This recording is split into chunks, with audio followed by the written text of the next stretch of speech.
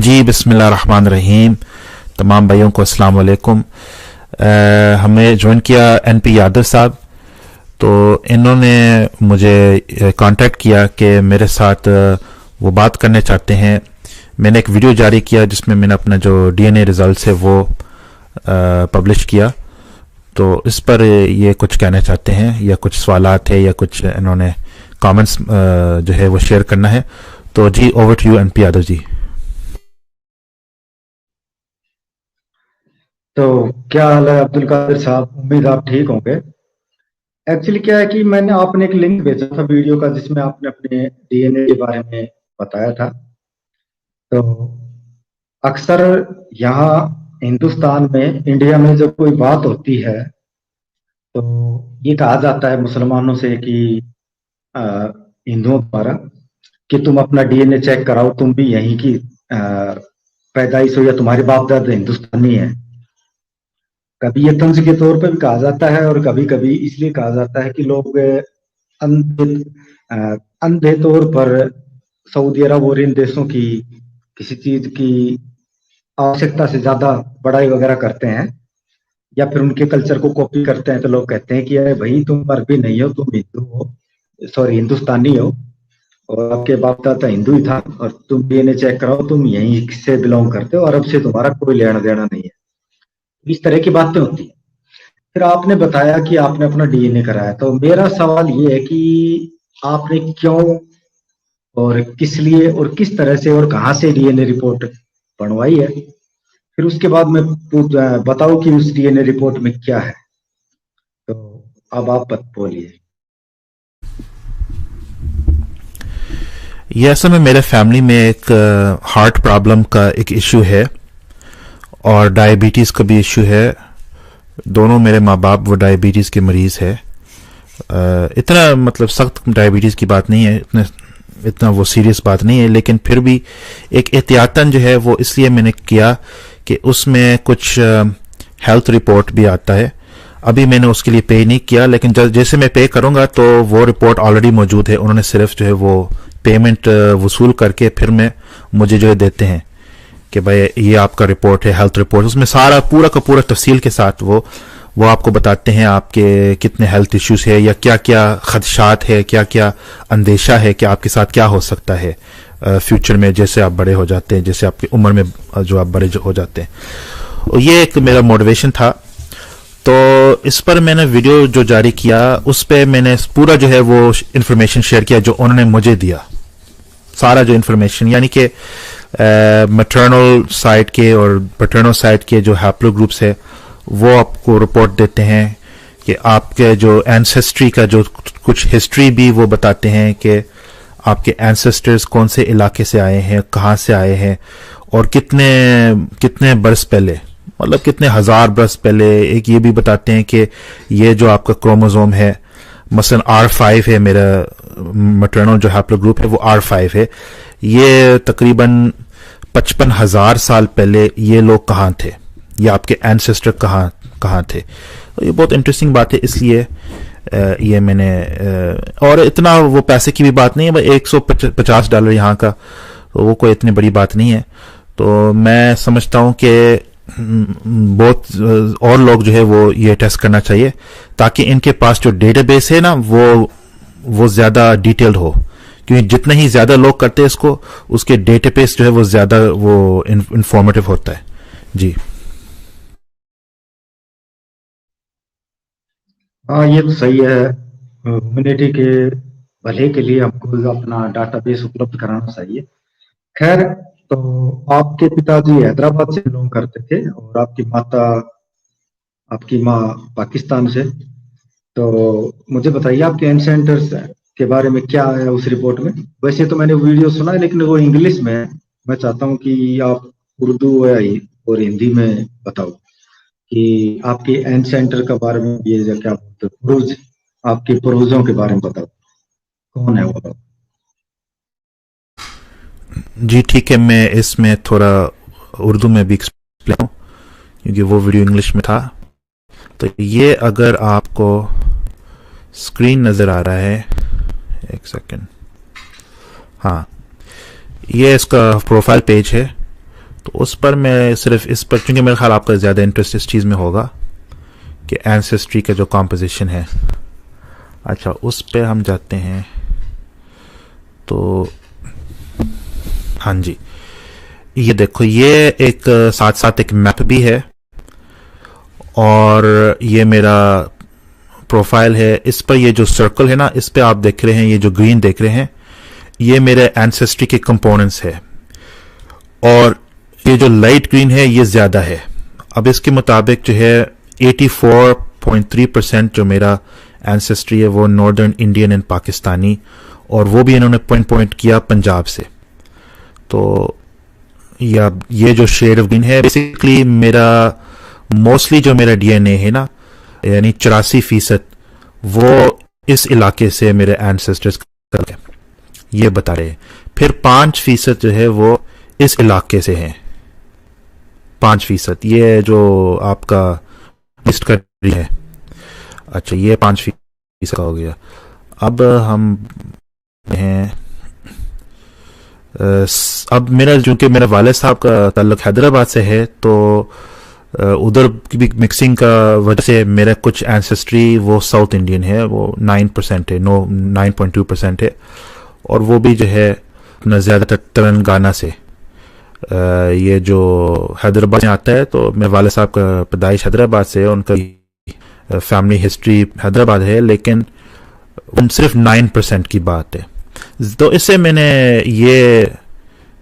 ये मतलब कंक्लूड किया, नतीजा ये निकाला।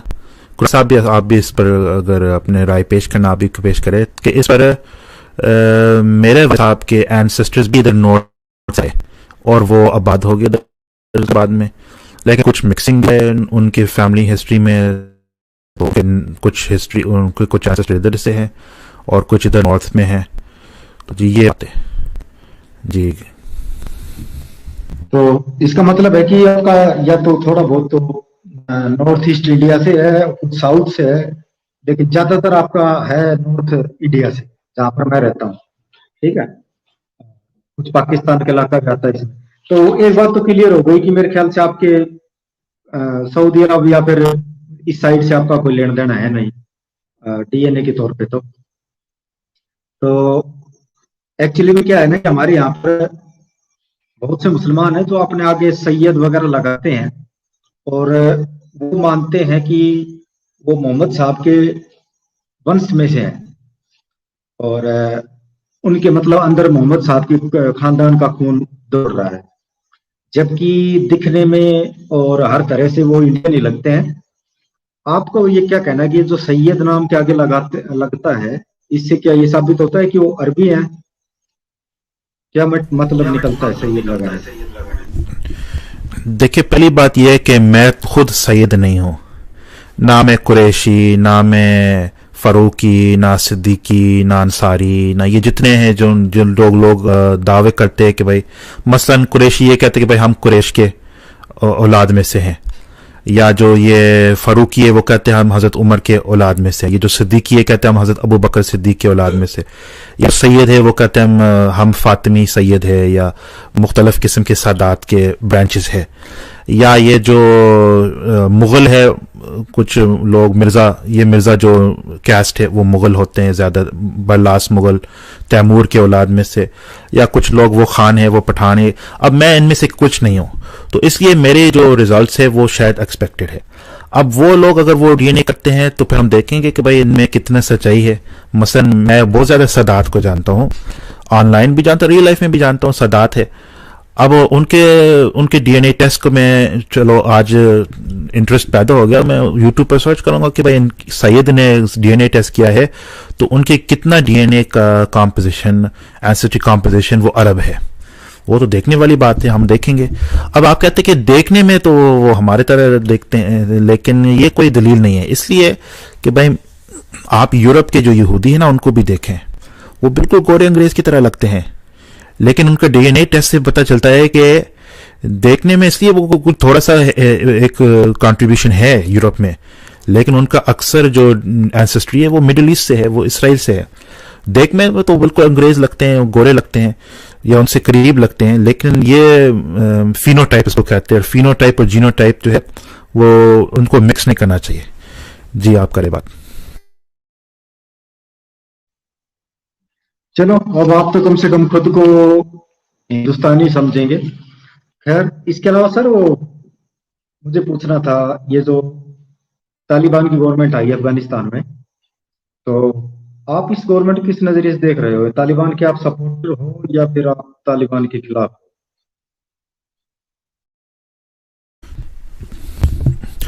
उसूली तौर पर मैं तालिबान की जो पॉलिसीज़ है उनसे इख्तिलाफ करता हूँ, जो उनका जो इस्लाम का जो वर्जन है उनसे इख्तिलाफ करता हूँ।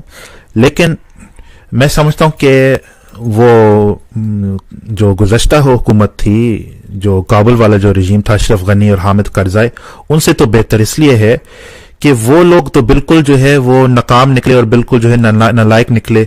जिस तरीके से ये अशरफ गनी साहब भागे रातों रात वो भाग्या था, और जिस तरीके से ये जो अफगान कौम, देखो मैं बड़े माजरत के साथ में एक ऐसे शायद सख्त बात करने वाला हूं, ये जो अफगान कौम है ना, मुझे इनको इतना पसंद नहीं है, इसलिए कि ये हमारे पाकिस्तान को इतना गालियां देते हैं और इतना वो प्राउड है, उतने वो नेशनलिस्ट है। लेकिन जब इनका बारी आ गया है अपने मुल्क का दिफा करने का, लड़ने का, तो किस तरीके से वो भागे, किस तरीके से वो मुल्क में, किस तरीके से पाकिस्तान के बॉर्डर पे हजारों के तादाद में आगे, भाई हमें पना दे, हमें पना दे। जिस मुल्क को तुम गाली दे रहे हो, जब तालिबान आते तो फिर तुम्हें मतलब हमसे पनाह मांग रहे, भाई हमें पाकिस्तान के अंदर असाइलम दे। तो ये नमक हरामी का एक रुख है, मैं समझता हूँ इस कौम के अंदर।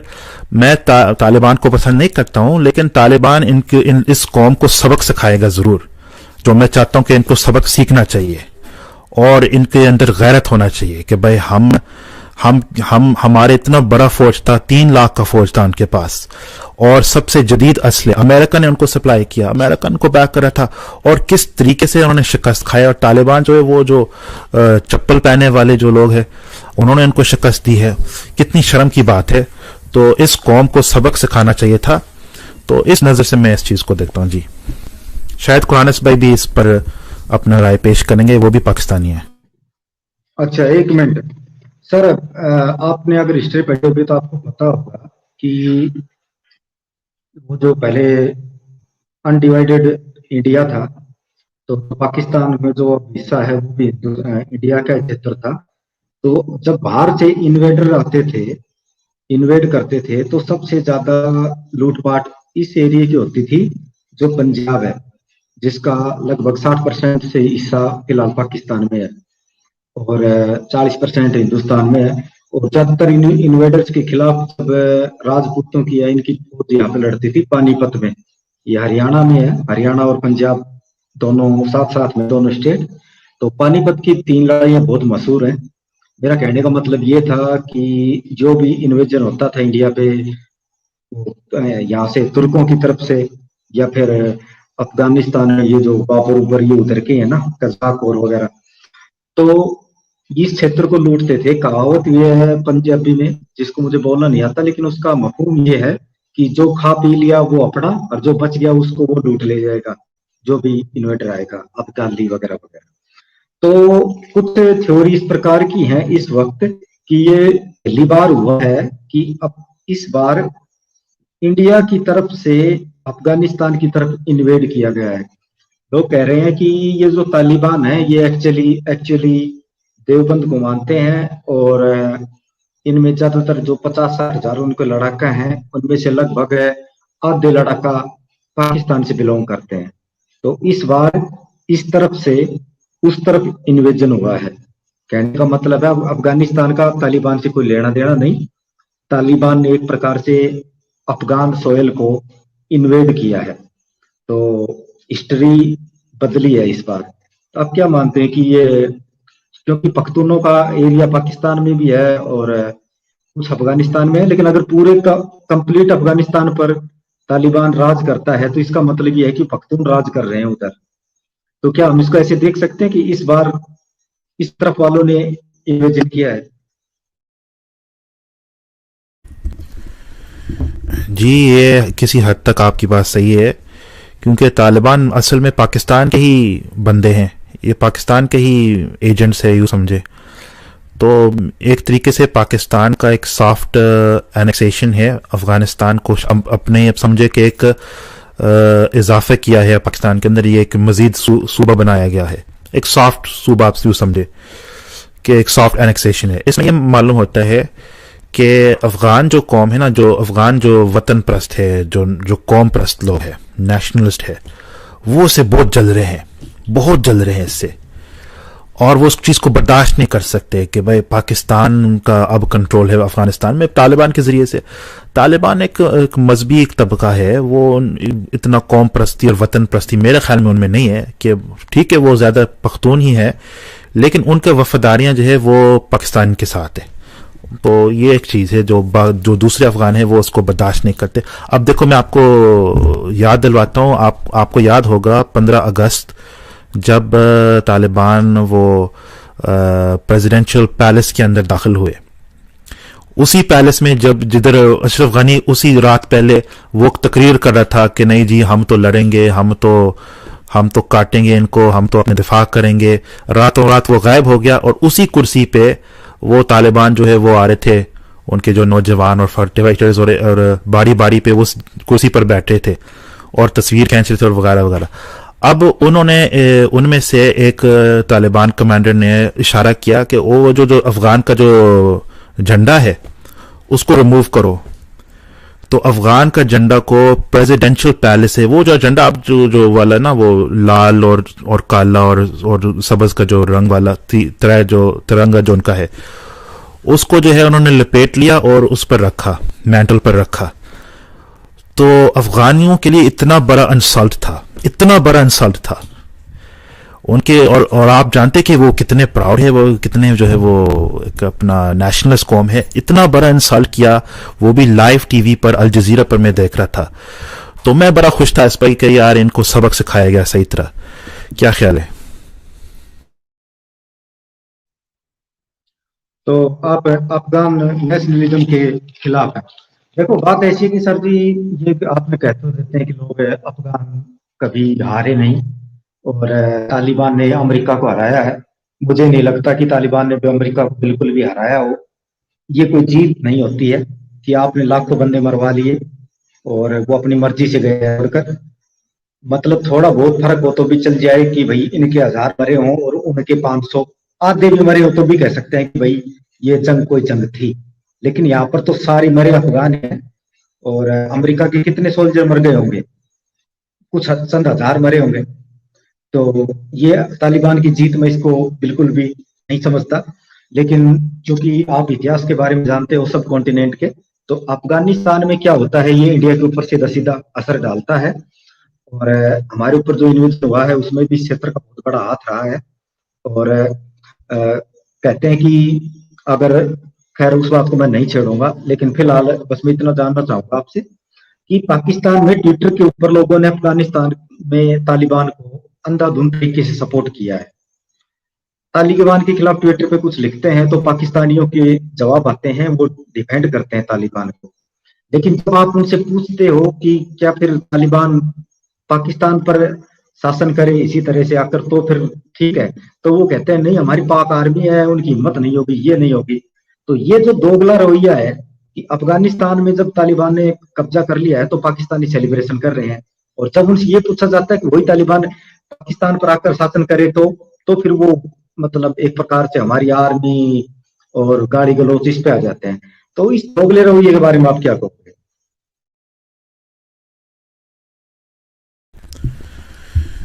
देखिए पहली बात यह है, तालिबान जो है ये पाकिस्तान के बगैर ये कुछ नहीं कर सकते हैं। इनका सारा जो कामयाबी है मैं समझता हूँ ये आईएसआई का कामयाबी है, और ये हमारे बिल्कुल हमारे जो पिछले 20 साल से हम पहले शुरू में हम खुफिया तरीके से इनको सपोर्ट कर रहे थे, और पिछले 10 साल में थोड़ा सा खुलकर आगे सामने पाकिस्तान ने कि भाई हम तालिबान को, अफगान तालिबान को सपोर्ट करेंगे। और देखो ये हर नेशन का अपना अपना पॉलिसी होता है, अपने अपने नेशनल इंटरेस्ट होता है। तो ये पाकिस्तान का एक इंटरेस्ट है कि भाई तालिबान अफगानिस्तान पर कंट्रोल करे। ये नहीं कि भाई वो तालिबान को पसंद करते हैं। अक्सर पाकिस्तानी लिबरल है, मैं खुद पाकिस्तान का देख चुका हूँ, अक्सर पाकिस्तानी बहुत लिबरल है, क्लीन शेव है, उनको तो तालिबान वाला लाइफस्टाइल पसंद नहीं है, लेकिन तालिबान को अपने मफादात के लिए इस्तेमाल करते हैं। ये इनका एक सोच है। मैं तो खुद एक देखो मजहबी आदमी हूँ, और मैं मतलब तालिबान की सोच से इख्तिलाफ करता हूँ, लेकिन हम दोनों कंसर्वेटिव है, हम दोनों मतलब नमाज और मस्जिद और ये चीज़ों को हम पसंद है, और बुर्का मुझे भी पसंद है। लेकिन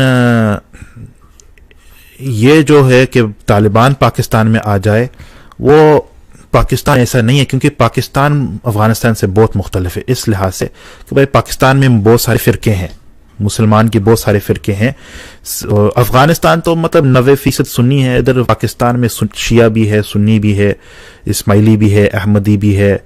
यहाँ देखो कुरान साहब भी बैठे हैं, इनका भी अपना एक मसलक है। तो ये पाकिस्तान के लिए सूटेबल नहीं है, ये इतना सख्त किस्म का जो ऑर्थोडॉक्सी। लेकिन बहरहाल मैं उनसे करीब हूँ इस लिहाज से कि भाई मैं भी हनफी हूँ, मैं भी एक अपने आप को हनफी तस्वर करता हूँ और सुन्नी तस्वर करता हूँ, वो भी हनफी सुन्नी है। ठीक है, मैं देवबंदी तो नहीं हूँ, लेकिन जो है वो बता दिया आपको कि मेरा क्या राय है जी।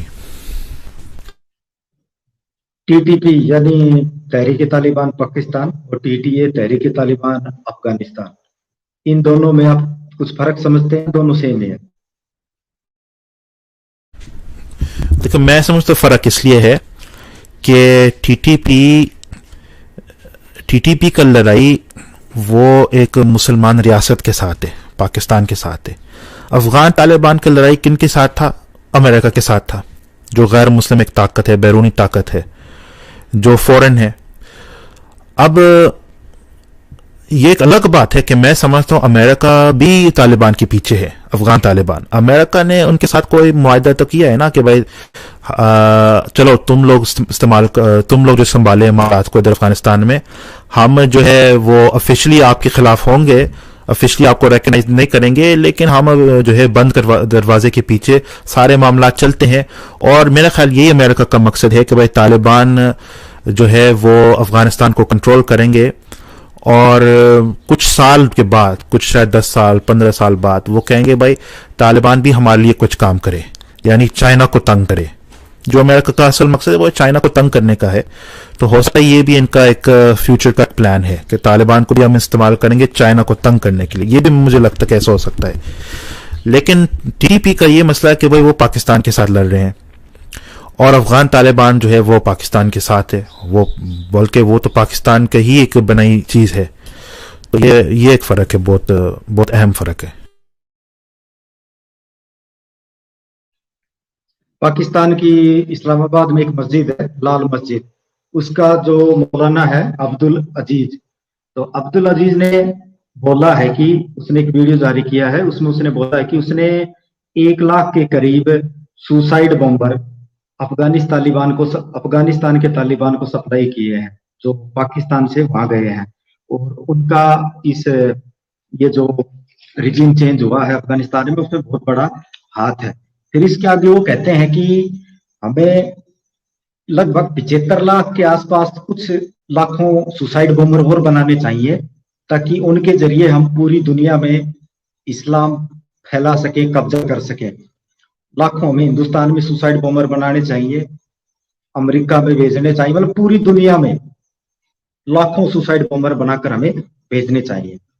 इस वीडियो को इंडियन मीडिया ने उठाया और इसके ऊपर एक डिबेट रख दी। तो उस डिबेट में पाकिस्तान की तरफ से एक पैनलिस्ट आया हुआ था, वो भी इस्लामाबाद बेस्ड कोई जर्नलिस्ट था, काफी वेल नोन। उसने कहा कि अब्दुल अजीज दिमागी तौर पर बीमार है, जहनी बीमार है, उसकी बात को आप सीरियस मत लो। उसने तो कुछ दिन पहले सोफे को आग लगा दिया था कि सोफा हराम है इस्लाम में। ये स्टेटमेंट पाकिस्तान के पैनलिस्ट ने इंडिया के चैनल पर दी। अच्छा, अब मैं जानता हूं कि पाकिस्तान की राजधानी कैपिटल में एक बंदा बैठा है, उसके अंडर बड़ी बड़ी यूनिवर्सिटियां हैं, वो जामिया फरीदिया है जिसमें हजारों लड़के पढ़ते हैं, उनका कंट्रोल पूरी तरह से अब्दुल अजीज के हाथ में है। दूसरा, जामिया सैयदा हफ्सा नाम से उनकी संस्था है, वो भी मदरसा टाइप यूनिवर्सिटी लड़कियों की। उसमें हजारों लड़कियां हैं जो उनके अंडर हैं, जो उनके इशारे पर जान देने को तैयार रहती है। 2007 में जो लाल मस्जिद पर अटैक किया था मुशर्रफ ने, पाकिस्तान आर्मी ने, तो मौलाना अब्दुल अजीज के एक इशारे पर सैकड़ों उसके स्टूडेंटों ने जान दे दी थी। इस तरह के बंदे को राजधानी में पाल के रखना, उसके अंडर में इतने हजारों युवाओं का भविष्य और वर्तमान सौंप देना, और हिंदुस्तान मीडिया पे ये बोलना कि वो तो एक जहनी मरीज है, क्या ये दोगलापन नहीं है? और पूरी दुनिया में ये सुसाइड बॉम्बर फैलाने वाले बंदे को, प्लान बनाने वाले बंदे को खुला छोड़ना, ये दोगलापन नहीं है? इस बारे में आपकी क्या राय है? देखिए, इस पर मैं अपने राय पेश कर सकता हूँ, लेकिन चलो मैं इतना ही कह सकता हूँ कि भाई सुसाइड बॉम्बिंग बिल्कुल हमारे दीन के खिलाफ है और दहशतगर्दी में इस चीज़ का बिल्कुल खिलाफ हूँ उसूली तौर पे। कुरान साहब जो है वो इधर शामिल है, इनका ताल्लुक पाकिस्तान से है। तो बाकी जो आपके सवाल का जो हिस्सा है, मैं कुरान साहब को दावत देता हूँ कि आप अपना इस पर राय पेश करें। जजाकल्ला।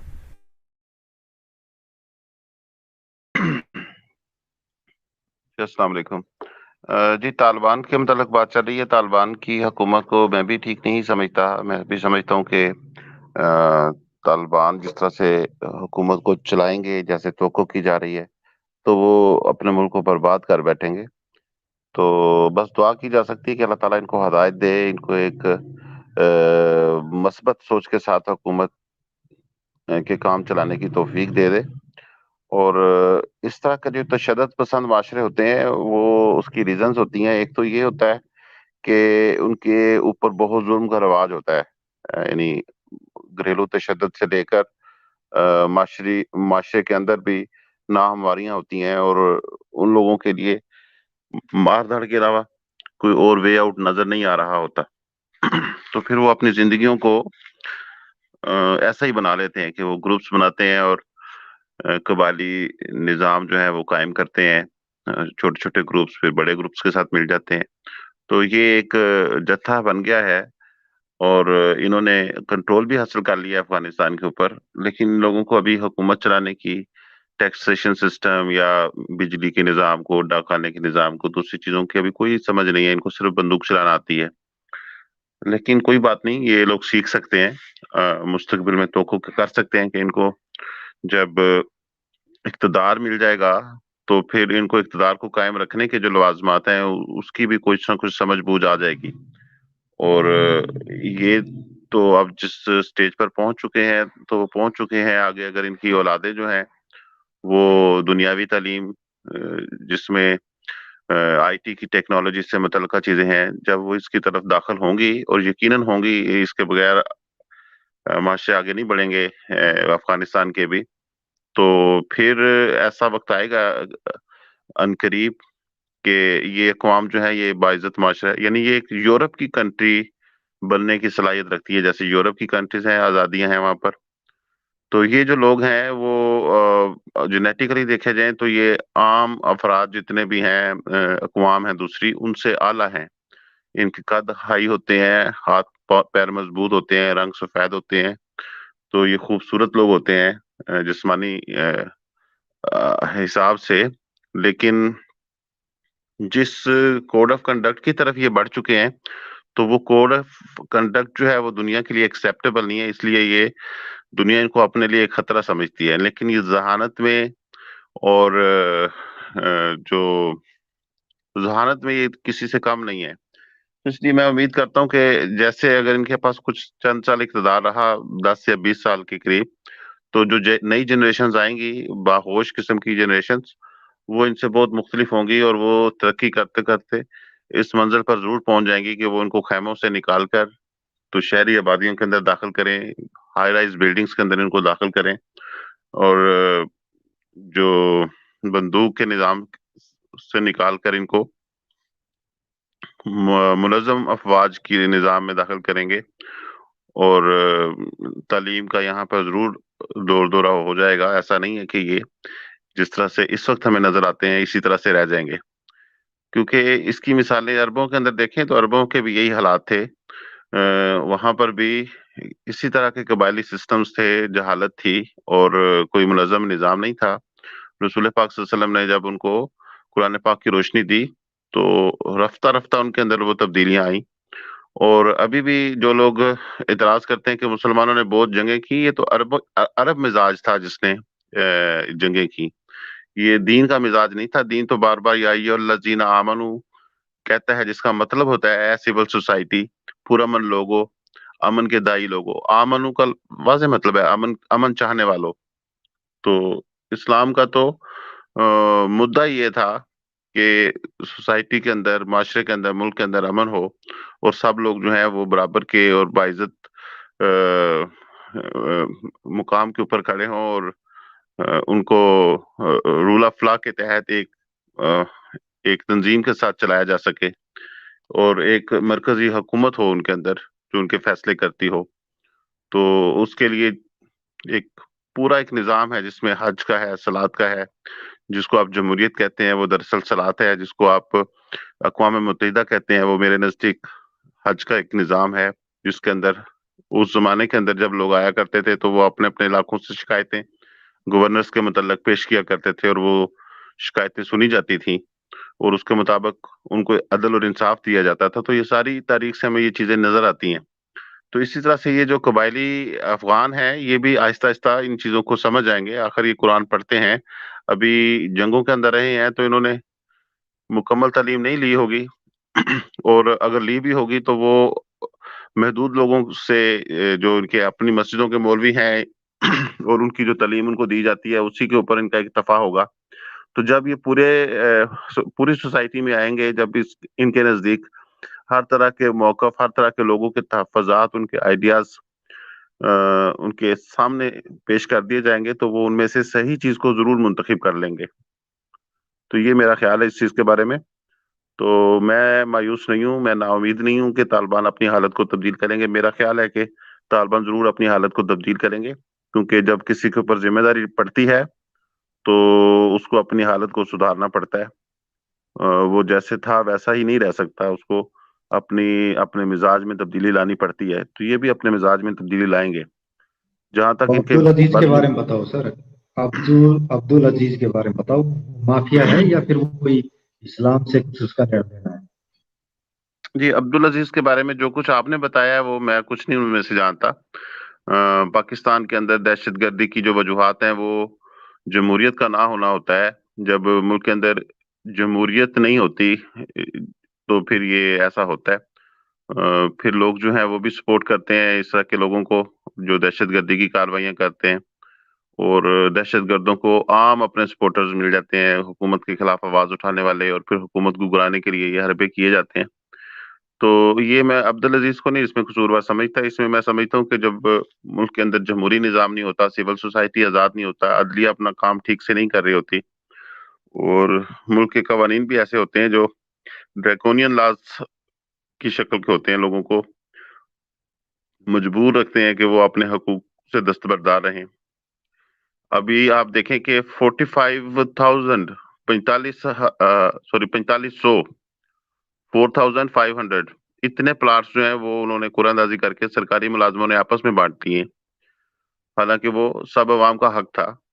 तो जब जो ऊपर के बैठे हुए लोग जो हैं वो इस तरह की नाइंसाफियत सरेआम करने लगते हैं, तो फिर नीचे जो है वो बगावत के जज्बात और नफरत के जज्बात जो है उभरते हैं और उसके नतीजे यही होते हैं कि मार दो या मर जाओ। तो इस सूरत हाल में हम लोग इस वजह से चले जाते हैं पाकिस्तानी, दहशतगर्दी का शिकार इस वजह से हो जाते हैं। इसमें ना तो अफगानिस्तान का कोई अमल दखल है, अगर वहां से कोई दहशतगर्द आएगा भी और जो सोसाइटी है वो मुत्तहिद है और वो फ्लरिश कर रही है, तो वो उनको रिपेल कर देगी, वो उनको जरूर गिरफ्तार करवाएगी, पुलिस के हवाले करवाएगी। लेकिन जब वो देखेगी कि वो पुलिस ऐसी है जो उनके हकूक मारने वाली है, तो वो पुलिस से भी तामन नहीं करेंगे अवाम, और ऐसे दहशतगर्दों को अवाम के अंदर आसानी से ऐसे लोग मुयस्सर आ जाएंगे जो उनकी हाँ में हाँ मिलाते हों, उनकी मदद करते हों और दहशतगर्दी की कार्रवाइयों में उनके साथ तावन करते हों। तो ये मेरा मौक़िफ़ है। जो अब्दुल अजीज का आपने जिक्र किया उसके बारे में मेरा कोई इल्म में नहीं है। ठीक है सर। अच्छा, कुरान हिस्ट्री जहां तक मैं जानता हूँ, शायद आप तो नमाज और हज में बिलीव भी नहीं करते। खैर, हम पॉलिटिकल बातें एक तरफ रखते हैं। आप मुझे ये बताइए, आपके ख्याल से इंडियन सब कॉन्टिनेंट में मौजूद मुसलमानों में से कितने परसेंट लोग हैं जिनका डीएनए का संबंध सीधा सीधा अरब कंट्रीज से होगा? कोई आइडिया है आपको? जी, मैं समझता हूँ कि अरब से जो सिंध के इलाकों से अफ़वाज आई हैं अरब की, तो उनका असूल यही था कि जिस मुल्कों में जाएँ वहाँ पर शादियाँ करें, वहाँ पर उनकी औलादें पैदा हो जाती हैं और फिर वो औलादें मज़ीद औलादें पैदा करते-करते उनकी आबादियाँ उसके अंदर पैदा हो जाती हैं। तो स्पेन तक भी अरबों की औलादें मौजूद हैं और यूरोप में और टर्की में और दूसरे इलाकों में भी, हिंदुस्तान में भी। तो ये जो हमारा ये खिता है पाकिस्तान और इंडिया का, इसके अंदर अरब ममालिक की जीन्स मौजूद है। ऐसा नहीं है कि यहाँ पर इनकी जीन्स मौजूद नहीं है, क्योंकि अरबों ने जो अंग्रेजों वाला काम नहीं किया कि वो जो अंग्रेज थे वो यहाँ की खवातीन से शादी नहीं करते थे, लेकिन अरबों ने ऐसा नहीं किया, वो यहाँ की खवातीन से शादी करते थे और उनकी जो नस्लें हैं वो यहाँ पर बढ़ी हैं। हाँ, एक थ्योरी है, उसमें कहा जाता है कि चंगेज खान का डीएनए दुनिया भर की लगभग 30% आबादी के अंदर मौजूद है। तो खैर, डीएनए वगैरह का तो सिस्टम यही है। अच्छा, तो सर, जहां तक मैं जानता हूँ अब्दुल कादिर साहब तो नेशनलिस्ट नहीं है, तो आपका मुझे पता नहीं, लेकिन मैं आपसे एक सवाल पूछता हूँ, क्या भारतीय मुसलमान को भारत के प्रति लॉयल रहना चाहिए या इस्लाम के प्रति लॉयल रहना चाहिए?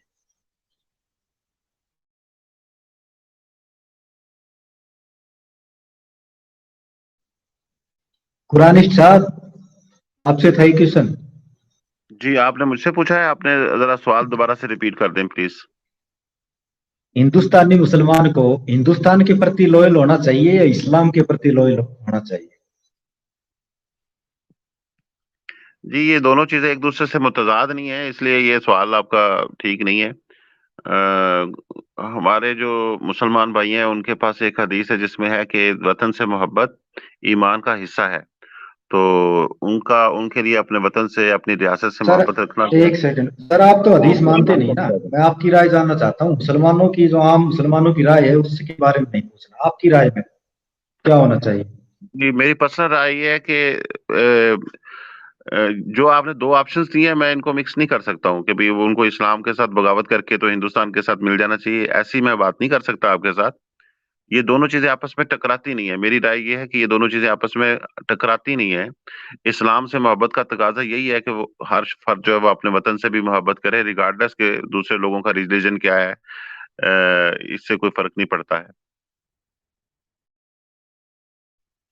तो अगर हिंदुस्तान का वार होता है पाकिस्तान से, तो जो हमारे यहाँ मुसलमान हैं उनको वो लड़ सकते हैं पाकिस्तान से जाकर या नहीं?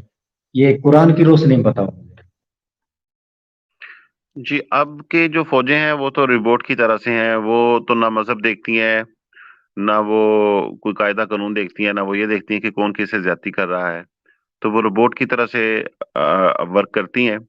तो जब एक जत्था फौज का आगे भेजा जाता है तो उसके पीछे एक और कमांड होती है। अगर वो जत्था वहां पर जो हमलावर है वो वापस लौटे तो ये उनको कत्ल करती है। ऐसा नहीं है कि वो उनको वापस लौट आने की इजाजत देती है। तो ये जो तरतीब है फौज की, तो उसके अंदर तो ये चांस ही नहीं है कि अगर आपकी फौज के अंदर कोई भर्ती है मुसलमान या कोई भी हो, तो उसकी कुछ भी अपनी जाति सोच हो, जब वो फौज में होगा तो उसको वो लड़ना ही पड़ेगा। जब एक तरफ से फायर होता है तो दूसरी तरफ से फायर उसके नतीजे में पैदा होता है। तो ये जो आपकी बात है लड़ने वाली, वो अब ये फौजें जो है वो उजरती कातिल बनकर काम करती हैं। ये जिसको जहां से तनख्वाह मिल रही है वो उसका नमक हलाल जरूर करेगा, चाहे कोई हिंदू मुसलमान मुसलमान फौज के अंदर है, यानी पाकिस्तानी फौज के अंदर है, या कोई मुसलमान हिंदुस्तानी फौज के अंदर है, तो कोई फर्क नहीं पड़ेगा इससे। अब्दुल कादिर साहब, आप शायद मौलाना अब्दुल अजीज के बारे में जानते होंगे और लाल मस्जिद की हिस्ट्री के बारे में भी जानते होंगे। जब से अफगानिस्तान में तालिबान की सरकार बनी है, मौलाना अब्दुल अजीज साहब का अग्रेसन बढ़ गया है। वो वीडियो पर वीडियो जारी कर रहे हैं, और उन्होंने सीधे तौर पर पाकिस्तानी सरकार से लेकर पॉलिटिशियन सबको धमकियां दी हैं। और कल या परसों की एक वीडियो में उन्होंने अशरफ जिलाली जो बरेलवी फिरके का काफी बड़ा मौलवी है, उसको भी उसने सीधा चैलेंज दिया है और उसकी क्रिटिसाइज किया है, उसके बाद उसको क्या बोलते हैं, उसकी स्पीच को या खुतबे को। तो ये अब्दुल अजीज है, मैं तो इसे एक पागल इंसान समझूंगा। मतलब ये पाकिस्तानी पैनलिस्ट ने कहा था कि वो पागल इंसान है, तो मैं उसको पागल इंसान ही बोल देता हूँ। तो इसको ये सरकार लगाम क्यों नहीं डालती? ये इसमें पाकिस्तान का राजधानी में एक टेररिस्ट बैठा है, तो पाकिस्तान सरकार उसको लगाम क्यों नहीं डालती? क्या लगता है आपको, क्या मजबूरी है उनकी? जी, मैं दो बात करना चाहता हूँ। एक वो बात जो अभी कुरान साहब के साथ आपने बात की, लेकिन पहले आपका इसका सवाल का जवाब देता हूँ।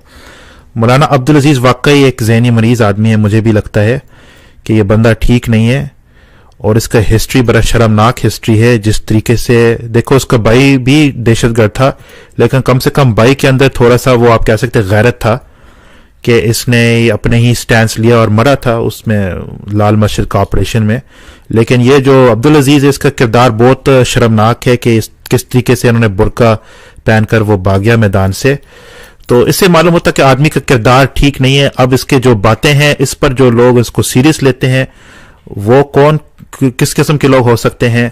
मैं समझता हूं कि एक आम सा गैरतमंद मुसलमान इसके बात को कभी सीरियस नहीं ले सकता जब इसका किरदार इतना बुरा है। अब इस आदमी जो है वो आजकल क्या बात कर रहे हैं इसलिए मुझे नहीं पता, क्योंकि इसकी कोई हैसियत नहीं रहा। अब देखो, मैं पाकिस्तानी अखबार पढ़ता हूं डॉन न्यूज का, क्योंकि वो इंग्लिश में है और वो बहुत मतलब काफी मालूमात उसमें है कि पाकिस्तान के अंदर क्या हो रहा है वगैरह। लेकिन डॉन न्यूज में आज मैं सुबह भी पढ़ा था, उसमें उसका अब्दुल अजीज का कोई जिक्र नहीं आया है। ये भी हो सकता है कि भाई हमारा जो लिबरल मीडिया पाकिस्तान का, वो काफी हद तक अपने आप को सेंसर करते हैं। वो पाकिस्तान का एक हमेशा पॉजिटिव इमेज पोर्ट्रे करने की कोशिश करते हैं, क्योंकि एक इंटरनेशनल मीडिया है। डॉन न्यूज जो है वो बहुत सारे लोग उसको पढ़ते हैं जो गैर पाकिस्तानी भी है, तो शायद इस वजह से वो उन्होंने अब्दुल अजीज का इतना जिक्र नहीं किया।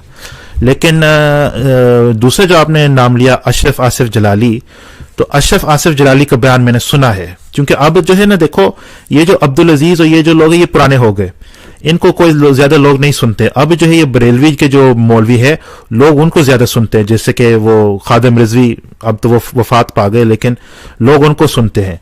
और ये अशरफ आसिफ जलाली, अब अशरफ आसिफ जलाली एक कट्टर किस्म का बरेलवी है, बहुत कट्टर किस्म का बरेलवी है। और इन्होंने तालिबान को कंडेम किया, जो अफगान वाला तालिबान है। उन्होंने कहा अफगान तालिबान और टीटीपी में कोई फर्क नहीं, ये एक किस्म के लोग हैं, एक किस्म की सोच है और हम इनको रिजेक्ट करते हैं और हम इनको नहीं मानते वगैरह। तो ये इनका एक मौकफ आ गया, शायद इस वजह से अब्दुल अजीज जो है उनको चैलेंज कर रहा है। दूसरी बात, आपने कुरान साहब से ये सवाल किया कि हिंदुस्तान के जो मुसलमान हैं उनके वफादारी हिंदुस्तान के साथ होना चाहिए या इस्लाम के साथ होना चाहिए। इस पर कुरान साहब ने कहा कि ये सवाल बनता नहीं है, ये एक लॉजिकल सवाल है, इसलिए कि जरूरी नहीं है कि हिंदुस्तान के जो मफादात और इस्लाम के जो तकाजे हैं वो एक आपस में टकराए।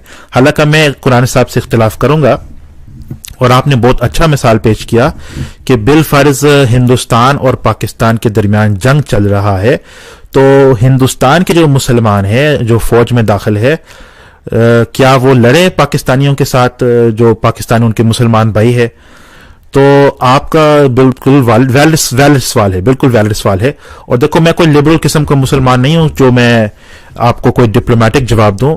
मेरा सीधा ये जवाब है कि मुसलमान जो माइनॉरिटी से पूरी दुनिया में, वो किसी अपने फौज में कभी दाखिल ना हो, और वो कभी जो है अगर जंग चल रहा है, मसलन इंडिया पाकिस्तान का जंग चल रहा है, हिंदुस्तान के मुसलमान का ये फर्ज है कि वो बिल्कुल उसमें पार्टिसिपेट ना करे, वो बिल्कुल जो है वो किसी तरीके से वो माली मदद या किसी मदद जो है वो अपने आर्मी को ना दे।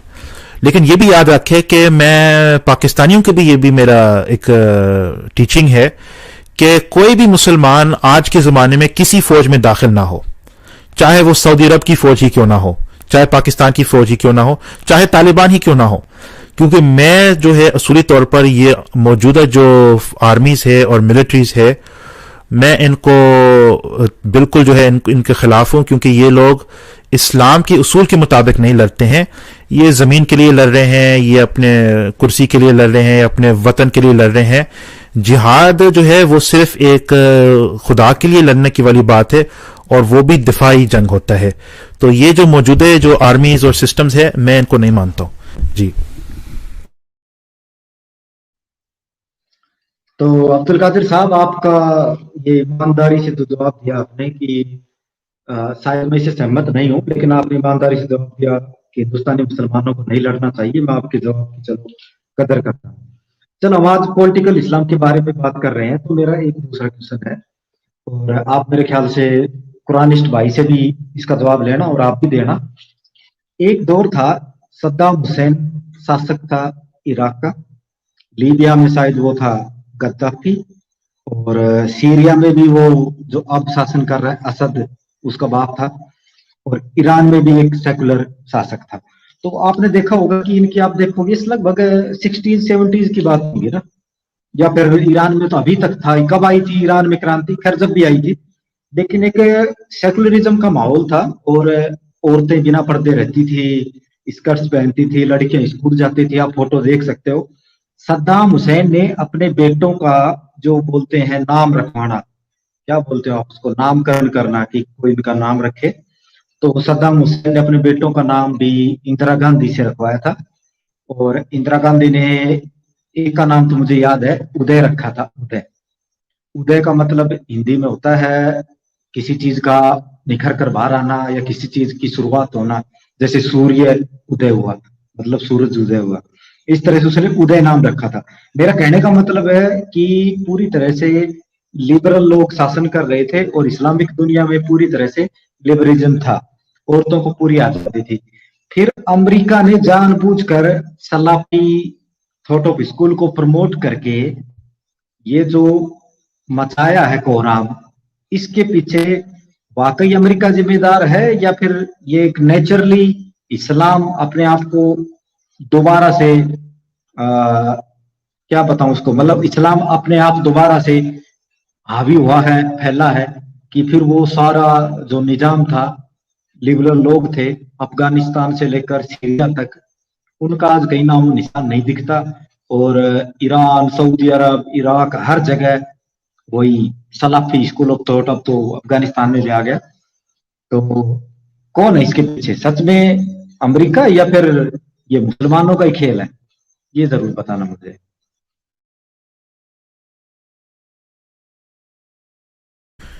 जी मेरे ख्याल, चलो मैं पहले ही जवाब देता हूं, फिर कुरान साहब भी अपने राय पेश करें इसके बारे में। बड़ा अच्छा सवाल है और बहुत इंपॉर्टेंट टॉपिक है। मैं समझता हूं कि देखो, अमेरिका, और मैं खुद अमेरिका को पसंद करता हूं, उनके जियो पोलिटिकल जो उनका एजेंडा है, मैं उसको पसंद करता हूं, क्योंकि मैं समझता हूं कि मुसलमान के लिए जो सबसे बड़ा खतरा है आज की दुनिया में, वो चाइना है और वो रशिया है।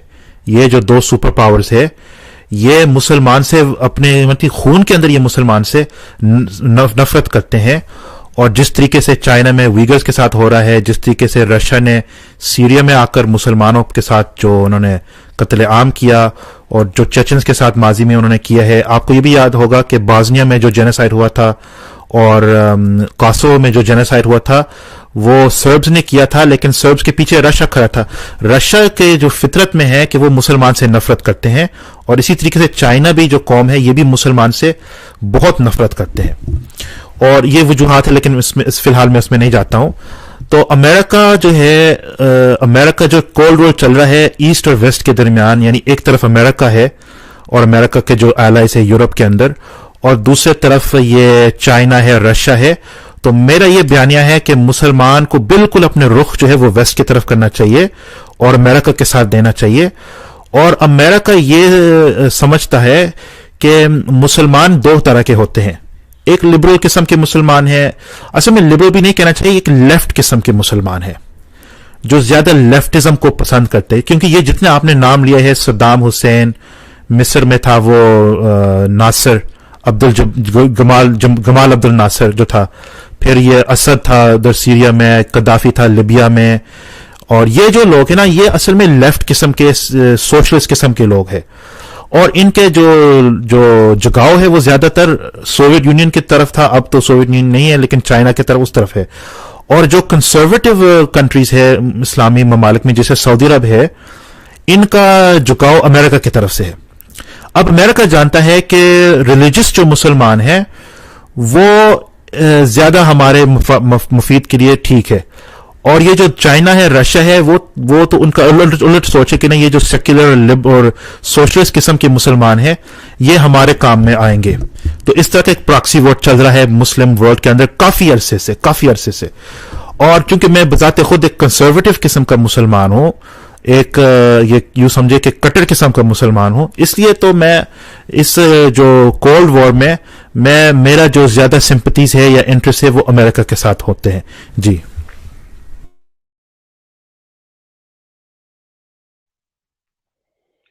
जी, मैं समझता हूँ कि जो बात यादिर साहब ने की है कि किस तरह से अमेरिका जो है वो प्रमोशन करता है बैकवर्डनेस का मुसलमानों के अंदर, तो ये बात दुरुस्त है। अमेरिका हो या दूसरी यूरोपीय तंजीमें हों, तो वो समझदार सैनिक कौमें हैं, तो वो ऐसा करती हैं। वो गामदी साहब को, जावेद अहमद गामदी साहब पाकिस्तान के एक आलिम दीन हैं। इस तरह से अहमद रफ़ीक साहब एक आलिम दीन हैं। और भी बहुत सारे इस तरह के मॉडरेट ख्यालात रखने वाले आलिम दीन मौजूद हैं। ये उनकी बजाय वो लोग जो कुफ्र के फतवे लगाते हैं या तशद्दुद अंगेज़ बातें करते हैं, तो ये उनको तो मीडिया के ऊपर जगह देते हैं, लेकिन इन मॉडरेट लोगों को वो ऐसे ही समझते हैं जैसे इन लोगों का इस्लाम से कोई ताल्लुक नहीं है। और यही बातें वो मुतशद्दिद लोग भी कर देते हैं कि ये जो अमन और आश्ती की बात करने वाले लोग हैं, जावेद अहमद गामदी साहब तरह के और दूसरे अहमद रफीक साहब तरह के, इनका इस्लाम से क्या ताल्लुक रह गया? ये हमारे साथ उस जंग में शामिल थोड़ी हैं, जिसमें हमने कुफ़ार को कत्ल करना है और इस्लाम का गलबा दुनिया के अंदर लाना है। तो ये मतलब उस यानी इसको मज़हब को भी वो इस पॉलिटिकल साइड पर ले जाते हैं और मीडिया के ज़रिए से वो जो असल दीन है, असल इस्लाम है, वो लोगों के सामने आने नहीं देते। और जो मुतशद्दिद किस्म का दीन है उसको वो सीएनएन के ऊपर भी जगह देंगे, बीबीसी पे भी जगह दे देंगे कभी। वैसे बीबीसी का तो मुझे नहीं पता कभी उन्होंने इस पर ज्यादा जगह दी हो। तो हाईलाइट इन्हीं चीजों को किया जाता है और इसके नतीजा ये निकलता है कि तमाम अवाम जो है दुनिया की, वो मुसलमानों को एक बैकवर्ड मजहब के तौर पर जानती है और उनके जो प्रोजेक्शन है वो ठीक नहीं होती। वो जैसे हैं, जैसा कि कादर साहब ने बताया है कि वो जब पाकिस्तान में आए तो यहाँ पे उन्होंने ज्यादातर लोगों को मॉडरेट देखा है, तो वो तालिबान किस्म के इस्लाम को पसंद नहीं करते हैं। तो लेकिन जब आप कभी लेकिन यहाँ पर क्या किया जाएगा? यहाँ पे किया जाएगा कि ये कौन सा मुसलमान है जो तालिबान के बारे में को पसंद नहीं करते, ये तो दाढ़ियां नहीं रखते और ये ऑलमोस्ट गैर मुस्लिम इनको माना जाएगा। हालांकि ऐसा है नहीं। असल मुसलमान वही है जो ज्यादा अक्सरियत में है, जो ज्यादा तर्जेबल जिन लोगों का है, वही असल हमारा मुरव्वज इस्लाम है, जिसके ऊपर ज्यादा लोगों का रवाज है। तो बहरहाल मैं समझता हूँ कि अमेरिका या दूसरी यूरोपीय अक़वाम जो हैं वो इस्लाम को या मुसलमानों के अंदर जब वो आती हैं तो वो मुतशद्दिद इस्लाम को सपोर्ट करती हैं और उसी को नुमाइंदगी देती हैं। और जो मॉडरेट इस्लाम है, जो समझदारी की बात करता है, उनको वो इर्रेलेटिव कर देती हैं। उनकी कोई आवाज उसमें नहीं होती है। अलबत्ता जो पॉलिटिकल पार्टीज हैं, वो उस जब वहां पर बात आती है हुकूमतों की, जैसे पाकिस्तान के अंदर, तो यहाँ पर अगर इंसाफ के साथ देखा जाए तो यहाँ पर मजहबी जमातें जो हैं वो ज्यादा वोट देती हैं पॉलिटिकल पार्टियों से, लेकिन डब्बों से हमेशा पॉलिटिकल पार्टियों का वोट ज्यादा निकलता है बनिस्बत मजहबी जमातों के। तो यहाँ पर ये एक नाइंसाफी, मतलब मुल्क के अंदर ये इंसाफ पॉलिसी पाई जाती है कि इन मजहबी जमातों को ज्यादा प्रोजेक्शन नहीं देनी। जैसा कि मौलाना फजलुर रहमान साहब जो हैं, वो जब जलसे करते हैं तो 10-10 लाख लोग जो हैं उनके जलसे के अंदर शरीक होते हैं, लेकिन टीवी के ऊपर उसका एक ग्लिम्स भी नहीं आता। लेकिन जब इमरान खान हो या ये दूसरे लोग हैं, मरियम नवाज और भुट्टो साहब, वो खाली कुर्सियों के जुलूस से भी खताब कर दें तो ऐसा लगता है जैसे सारी दुनिया उनके जलसे में आई हुई है। तो ये प्रोजेक्शन की बात है। प्रोजेक्शन जो है वो जो इधर यहाँ पर पाकिस्तानी अवाम है, ये जो खुद करती है तो और तरह से करती है, और जब बैरूनी जगहों से जैसे इंडिया है या यूरोप है उस तरह से जब हमारी प्रोजेक्शन की जाती है तो वो और तरह से की जाती है।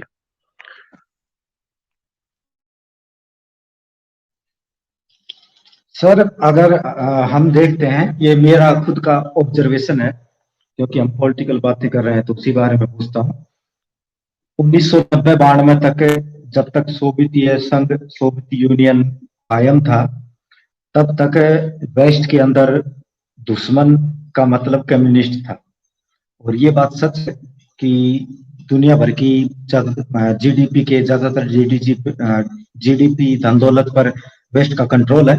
तो जो नैरेटिव वेस्ट बिल्ड करता है, वो नैरेटिव ये जो अपनी जो कंट्रियां हैं एशिया वगैरह की, जो अभी डेवलप कर रही हैं, डेवलपिंग कंट्रियां हैं, उनमें भी वही नैरेटिव अपनी जगह बना लेता है, क्योंकि मीडिया वगैरह पर वेस्ट का प्रभाव है।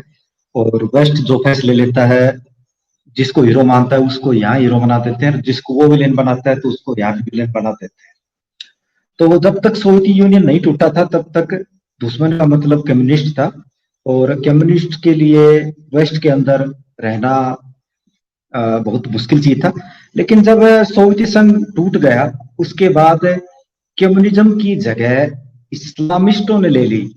कि मतलब जहां वेस्ट पूरा लड़ रहा था पहले कम्युनिज्म के खिलाफ, वो फिर इस्लामिक टेररिज्म की तरफ लड़ने के लिए चला गया।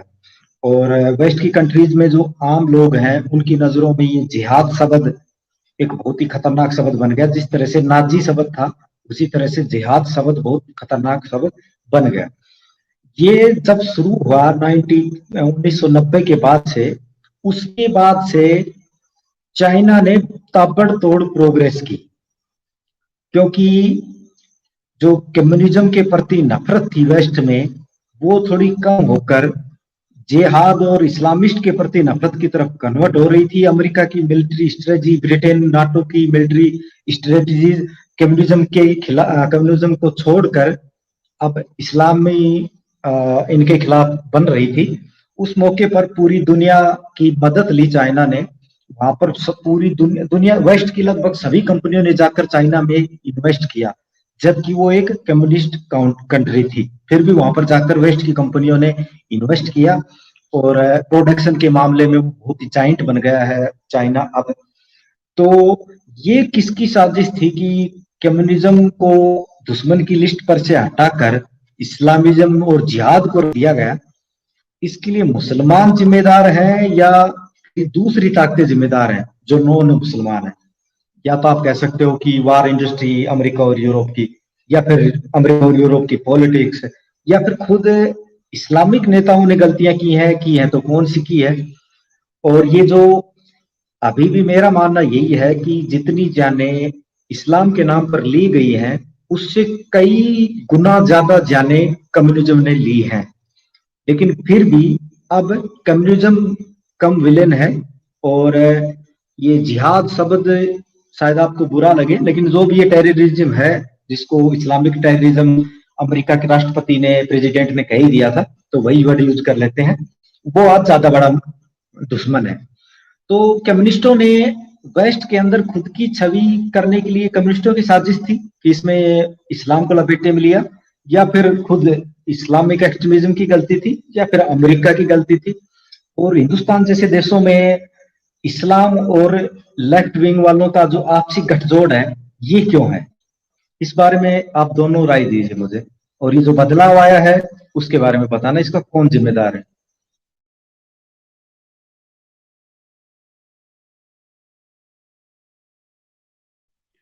जी, मैं आपको पहले बता देता हूँ, ये जो बदलाव आया है अमेरिकन पॉलिसीज के अंदर, तो इन लोगों के पास थिंक टैंक्स हैं, वो अपने दुश्मन हर वक्त ढूंढते रहते हैं कि कौन उनका दुश्मन हो सकता है। अगर वो सुपर पावर है तो वो इंतहाई विजिलेंट है इस मसले के अंदर, कि वो स्मेल करते रहते हैं हर जगह पर कि उनका कौन दुश्मन हो सकता है, पोटेंशियल दुश्मन कौन है और जो एलानिया तौर पर जो दुश्मन है वो कौन है। तो ये जब अफगानिस्तान में भी वार चल रही थी तो हम यहाँ पर पाकिस्तान में अमेरिका मुर्दाबाद के बहुत नारे सुनते थे। हालांकि जहां तक फौज का ताल्लुक था तो पाकिस्तानी फौज का असला भी अमेरिका से आता था, पाकिस्तान की फजाइया के त्यारे भी वहां से आते थे। इनके उनके साथ अलग ताल्लुकात बड़े एलाई जैसे थे, सबॉर्डिनेट जैसे कह सकते हैं आप, बल्कि यहाँ तक यानी इनके ताल्लुकात थे। और इससे जो मजहबी तंजीमें थी उस वक्त हमारे मुल्क में, क्योंकि आवाज उन्हीं की है, मजहबी तंजीमों की ही है। जो लिबरल सोसाइटी है वो बिल्कुल खामोश है, वो गैर जानिबदार है, वो किसी मामले में इंटरेस्ट नहीं लेती है, वो अपने मादी तरक्की की तरफ वो लगी रहती है और वो इन चीजों के अंदर नहीं पड़ती है। तो वो लोग जो थे वो अमेरिका को एक शैतान के तौर पर प्रेजेंट करते रहे। और इस चीज को यकीनन वो लोग भी समझते होंगे कि ये लोग किस रुख पर जा रहे हैं। तो एक एनिमिटी जो थी वो बहरहाल उसका बीज मौजूद था और उसके नतायज जो है वो निकलते रहते हैं। जैसे अफगानिस्तान के अंदर फसादात रहे 20-25 साल, उसके बाद फिर 9/11 हो गया, तो वो यहाँ पर 20 साल से अमेरिका काबज रहा। अब दोबारा से वहां पर तालिबान की हुकूमत आ गई है, तो अगर ये आपस में लड़ पड़ते हैं तो ये अमेरिका की फतह हो जाएगी और वो हर इस तरह की कोशिश कर सकते हैं कि जो वहां के कबाइल हैं वो आपस में लड़े। आईएसएस उनके ऊपर हमला कर, आईएसआईएस जो है दाइश की तंजीम है वो इनके ऊपर हमला करें। ये कोई भी सबील बने कि ये आपस में लड़ें और इनके अंदर स्टेबिलिटी ना आ सके। और सीरिया के अंदर भी यही चीजें चलाई गई और एक जो अरब स्प्रिंग है वो उसके यही मकासद नजर आते हैं और ये एक पैटर्न के साथ, एक प्लानिंग के साथ हुए हैं, जिसके लिए मवाद यकीनन मौजूद होता है, ईंधन मौजूद होता है मुसलमानों के अंदर, लेकिन चिंगारी जो है वो उधर से लगाई जाती है और आग को भड़काया जाता है। तो वो जो मैं पहले बात कह रहा था कि प्रोजेक्शन वो उसी को देंगे जो गैर मामूली किस्म की नफरत का इजहार करेगा, जो मुवाफकत में उनके साथ चल रहा है, यूरोप के साथ या अमेरिका के साथ, इंसानियत के साथ इंसानियत की बात कर रहा है, ये उसको प्रोजेक्शन नहीं देंगे। तो वो प्रोजेक्शन ना देने का नतीजा ये है, या उसके साथ तावन ना करने का नतीजा ये है कि जो उद्वान और नफरत है वो बढ़ रही है। देखें, हमें कुरान पाक में एक असूल बताया है, तावनु अलल बिर तावनु अलल बिर वला तावनु अलल इस्म वल उद्वान, के भलाई के कामों के अंदर एक दूसरे के साथ तावन करो रिगार्डलेस के आपके रिलीजन्स क्या हैं, और उद्वान दुश्मनी के कामों में और गुनाहों के कामों के अंदर एक दूसरे के साथ तावन ना करो। लेकिन यूरोप की जो अक़वाम है और अमेरिका है, इनके जो थिंक टैंक्स हैं वो इस चीज को नहीं समझते हैं। वो हर उस मौका के ऊपर जहां पर कहीं लड़ाई भड़काई जा सके हो तो वो पावर्स इक्वल करके या किसी अपना वजन गलत पलड़े में डालकर या मेरी आप बात समझ रहे होंगे कि वो जो इनकी आपस की खाना जंगियां हैं और आपस की लड़ाइयां हैं, इतना फसाद है, उसको प्रमोट करते हैं वो भी। लेकिन इसमें मुसलमानों को भी बेकसूर नहीं कहा जा सकता, वो भी जाहिर है उनका आलाकार बनते हैं। और जो जिन उलमा के जरिए से भी ये पैगामात लड़ाई झगड़े के लोगों तक पहुंचते हैं तो फिर अवाम भी उनका साथ देती है, उनके साथ कदम ब कदम अपने ऐसे उलमा के साथ वो चलना पसंद करती है। और उसमें गैरत और बहादुरी और अजमत इस्लाम और इस तरह के नारे शामिल करके तो वो लोगों के जो जज्बात हैं उनको अपने काबू में और बस में ले आते हैं और उसी जज्बात से वो हर तरह की आग लगाते हैं। और नुकसान वो किसको पहुंचाते हैं? नुकसान अपने आप को ही पहुंचाते हैं, कभी इनसे किसी दूसरे को नुकसान नहीं पहुंचाया अभी तक। हकीकी नुकसान जैसे यूरोप को नुकसान पहुंचाया हो या अमेरिका को कोई बड़ा नुकसान पहुंचाया हो, तो अपने आप को ही नुकसान पहुंचाते हैं। तो इसको कहते हैं कि जी बस मैं इतना ही कहता हूँ।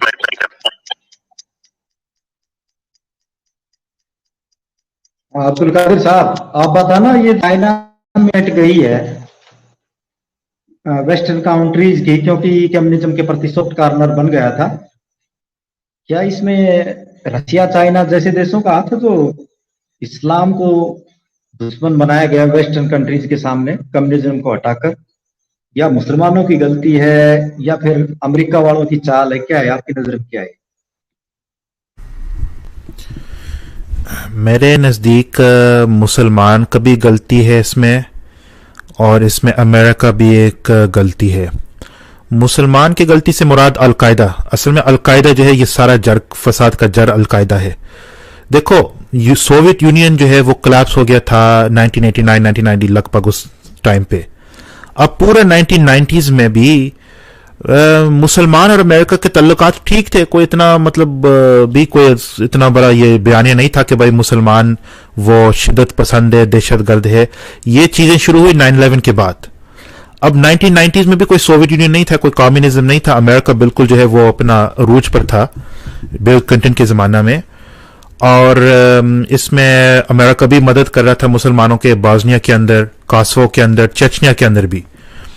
ठीक है जी, जब रशिया ने चेचनिया पर बमबारी शुरू किया तो अमेरिका का कुछ मोरल सपोर्ट या शायद कोई मटेरियल सपोर्ट भी था चेचन्स को। उस वक्त तक हमारे तल्लुकात ठीक थे। अब असल बात यह है कि अलकायदा ने समझा कि देखो हमने सोवियत यूनियन को शिकस्त दी है, कितना बड़ा सुपर पावर था। अब वो एक किस्म के नशे में थे ये अलकायदा वाले, और कहा हमने सोवियत यूनियन को शिकस्त दी है, अमेरिका भी इस तरह का, हम उसको 2-3 साल में हम उनको भी जो खत्म करेंगे। ये अलकायदा का एक, आप कह सकते एक पागलपन या एक नशे के हालत में थे ये लोग। तो इन्होंने खामख्वाब अमेरिका के साथ पंगा शुरू किया, जो इतना बड़ा ब्लंडर था, जो पिछले 20 साल से पूरा आलम इस्लाम इसके जो है वो अजाब में है, इस अलकायदा के पागलपन की वजह से, जो उन्होंने 9/11 पे किया। क्योंकि पता यह है कि अमेरिका को जब 9/11 हुआ है तो अमेरिका का अवाम इतने, मैं खुद अमेरिका में था उस वक्त, ट्यूसडे सितंबर 11 2001 मैं अमेरिका में था, मैं स्कूल में था, मैंने टीवी पे लाइव देखा जब दूसरा प्लेन ने वो बिल्डिंग को में अंदर क्रैश हुआ था। अब अमेरिका का अवाम इतने इमोशनल है, इतने वो प्राउड है, इतने उनमें अंदर गुस्सा था, इंतकाम का जज्बा था, तो अमेरिका को मजबूर था कि भाई हमने अफगानिस्तान को इन्वेड करना होगा। लेकिन अमेरिका का ये ब्लंडर था कि ठीक है आपने अफगानिस्तान को इन्वेड किया है, आपने उसामा बिन लादेन को कत्ल किया है, अच्छी बात है, लेकिन ये 20 साल की जो चीज है ना, वो इन्होंने बड़ा जो है इसमें हिमाकत की है कि 20 साल में अपना सारा एनर्जी, अपना सारा जो पैसे, ट्रिलियंस ऑफ सबको जाया किया, जबकि असल दुश्मन चाइना है, असल दुश्मन रशिया है। तो ये 20 साल से तालिबान के साथ लड़ रहे हैं, कितना बड़ा जो है वो वेस्ट ऑफ रिसोर्सेज है। तो ये अमेरिका का गलती है। बाकी असल, हाँ आपकी बात सही है कि इसमें असल में मुसलमान की गलती है, यानी अलकायदा वाले की गलती है, और मेरा ये राय है जी। इन कम्युनिस्टों को ये जो इस्लामिक धर्मगुरु हैं ये क्रिटिसाइज क्यों नहीं करते, और चाइना में ये जो कुछ मुसलमानों के साथ हो रहा है इसका कभी बड़े स्तर के मौलवी और लीडर्स हैं ये क्रिटिसाइज क्यों नहीं करते। और जैसा कि आप देख सकते हैं कि अमेरिका और यूरोप तो इस्लामिक आतंकवाद से लड़ने में बिजी था। इस दौरान ये जो 90s का जमाना था उसमें चाइना बड़ी ताकत बन गया और रशिया भी काफी मजबूत हो गया। और आज अगर सबसे बड़ा डेमोक्रेसी को किस चीज से खतरा है तो वो है, मेरी नजर में तो सबसे ज्यादा इस्लामिस्टों से ज्यादा खतरा कम्युनिज्म से है। आप देखा होगा वो जो चाइना का प्रेसिडेंट है उसने भी अपने जब तक उसकी जिंदगी रहेगी तब तक वो प्रेसिडेंट बना रहेगा, ऐसा उसने वो कर लिया है अपना जुगाड़। और पुतिन का तो आप जानते ही हैं। तो मुसलमानों की मूर्खता कहें या इसको ये कहा जाए कि कहीं अलकायदा जैसे संगठनों को कम्युनिस्ट कंट्रीज फंड तो नहीं करती हैं कि ये अमेरिका और नाटो से उलझे रहे हैं और इस दौरान हम मजबूत हो जाएं। और जो हिंदुस्तान के अंदर जो मुस्लिम और कम्युनिस्टों का साठगांठ है, इस बारे में क्या कहेंगे आप? क्या ये साठगांठ सही है या गलत है? एक तो हमारा जो मजहबी लीडर्स है ना मुसलमान के, उनमें इतना अक्ल नहीं है, उनमें इतना इंटेलिजेंस नहीं है बामुकाबले हमारे जो लेफ्टिस्ट और सेक्युलर लिबरल किस्म के जो मुसलमान है उनके सोच ज्यादा आगे। हमारे जो मजहबी जो तबका है इनको अभी तक ये नहीं समझा है कि हमारा असल दुश्मन चाइना है, अभी तक ये नहीं समझा असल दुश्मन रशिया है। और अमेरिका से, चलो हम अमेरिका हमारा दोस्त तो नहीं है, अगर इनका ये सोचे कि हम दोस्ती नहीं कर सकते अमेरिका के साथ, लेकिन कम से कम अमेरिका के साथ हमारे इंटरेस्ट अलाइन हो रहे हैं। तो इनमें यह गलती है कि इन्होंने इस पर कभी तवज्जो नहीं किया। देखो चाइना में ऐलान किया गया है कि इस्लाम एक ज़हनी मर्ज है। इतना बड़ा जो इन्होंने ऐलान किया, इतना बड़ा स्टेटमेंट दिया कि खुद एक रिलीजन, पूरा रिलीजन जिसके बिलियंस ऑफ फॉलोअर्स है, कहते हैं कि ये खुद एक रिलीजन जो है ये एक मेंटल इलनेस है जो उसको फॉलो करता है। इतना बड़ा ऐलान जंग है ना मुसलमानों के साथ। और दूसरी तरफ जॉर्ज डब्ल्यू बुश था, जब 9/11 हुआ था उसने कुछ दिन बाद उन्होंने मस्जिद की ज़ियारत की है कि भाई मैं तो मुसलमान के साथ जंग नहीं कर रहा हूं, मैं इस्लाम के खिलाफ नहीं हूं। ये जो दहशतगर्द अलकायदा जिन्होंने हमें अटैक किया है, हमारा हक है कि हमें अपना दिफा करें उनको और इनको जो है वो पकड़े। तो ये दो आप देखते हैं कि अमेरिका के साथ इतना बड़ा जो है वो जुल्म भी हुआ, लेकिन उसके बावजूद वो कह रहे कि नहीं, हमारा जंग इस्लाम के साथ नहीं है, ये कोई सलीबी जंग नहीं है। और दूसरी तरफ चाइना है जो कह रहा है यार इस्लाम एक ज़हनी मर्ज है, एक मेंटल इलनेस है, हमने इसको जो है वो खत्म करना है, हमारा ये मकसद है। तो मुसलमान को अभी तक फैसला नहीं कर रहे हैं और इसका दो वजह है। एक ये वजह है कि मीडिया जो है वो सारा कुछ सेंसर कर रहा है, जो कुछ चाइना करता है, जो कुछ रशिया करता है मुसलमान के साथ, हमारा मीडिया उसको सेंसर करता है ताकि मुसलमान के अवाम को पता ना चले और वो जो है वो एक किस्म की जहालत में रहें। और दूसरा ये है कि चाइना जो है उसका जो पॉलिसी है वो बहुत एक किस्म का आप कह सकते हैं एक बहुत क्लेवर पॉलिसी है, एक बहुत श्रूड पॉलिसी है कि वो मुसलमान के ममालिक और रियासतें को वो ब्लैकमेल करते हैं कि अगर खबरदार तूने हमारे खिलाफ जरा सा भी आवाज उठाएं तो ये जो इकोनॉमिक ब्लैकमेल है वो हम आपके साथ करेंगे। और मुसलमान के जो लीडर्स है उनमें इतना गैरत नहीं है कि वो चाइना के खिलाफ कोई एक जुमला भी बोले। लेकिन मैं इस बात पर हैरान हूं कि हमारे जो मजहबी लीडर्स है जो रियासती सतह पर नहीं है और जो हमारे जो आम लोग है, अवाम है, वो क्यों चाइना के खिलाफ बात नहीं करते हैं। वजह यह है कि मीडिया जो है वो उनके सामने वो बात नहीं लाते हैं। तो ये इसका सबसे बड़ा वजह है।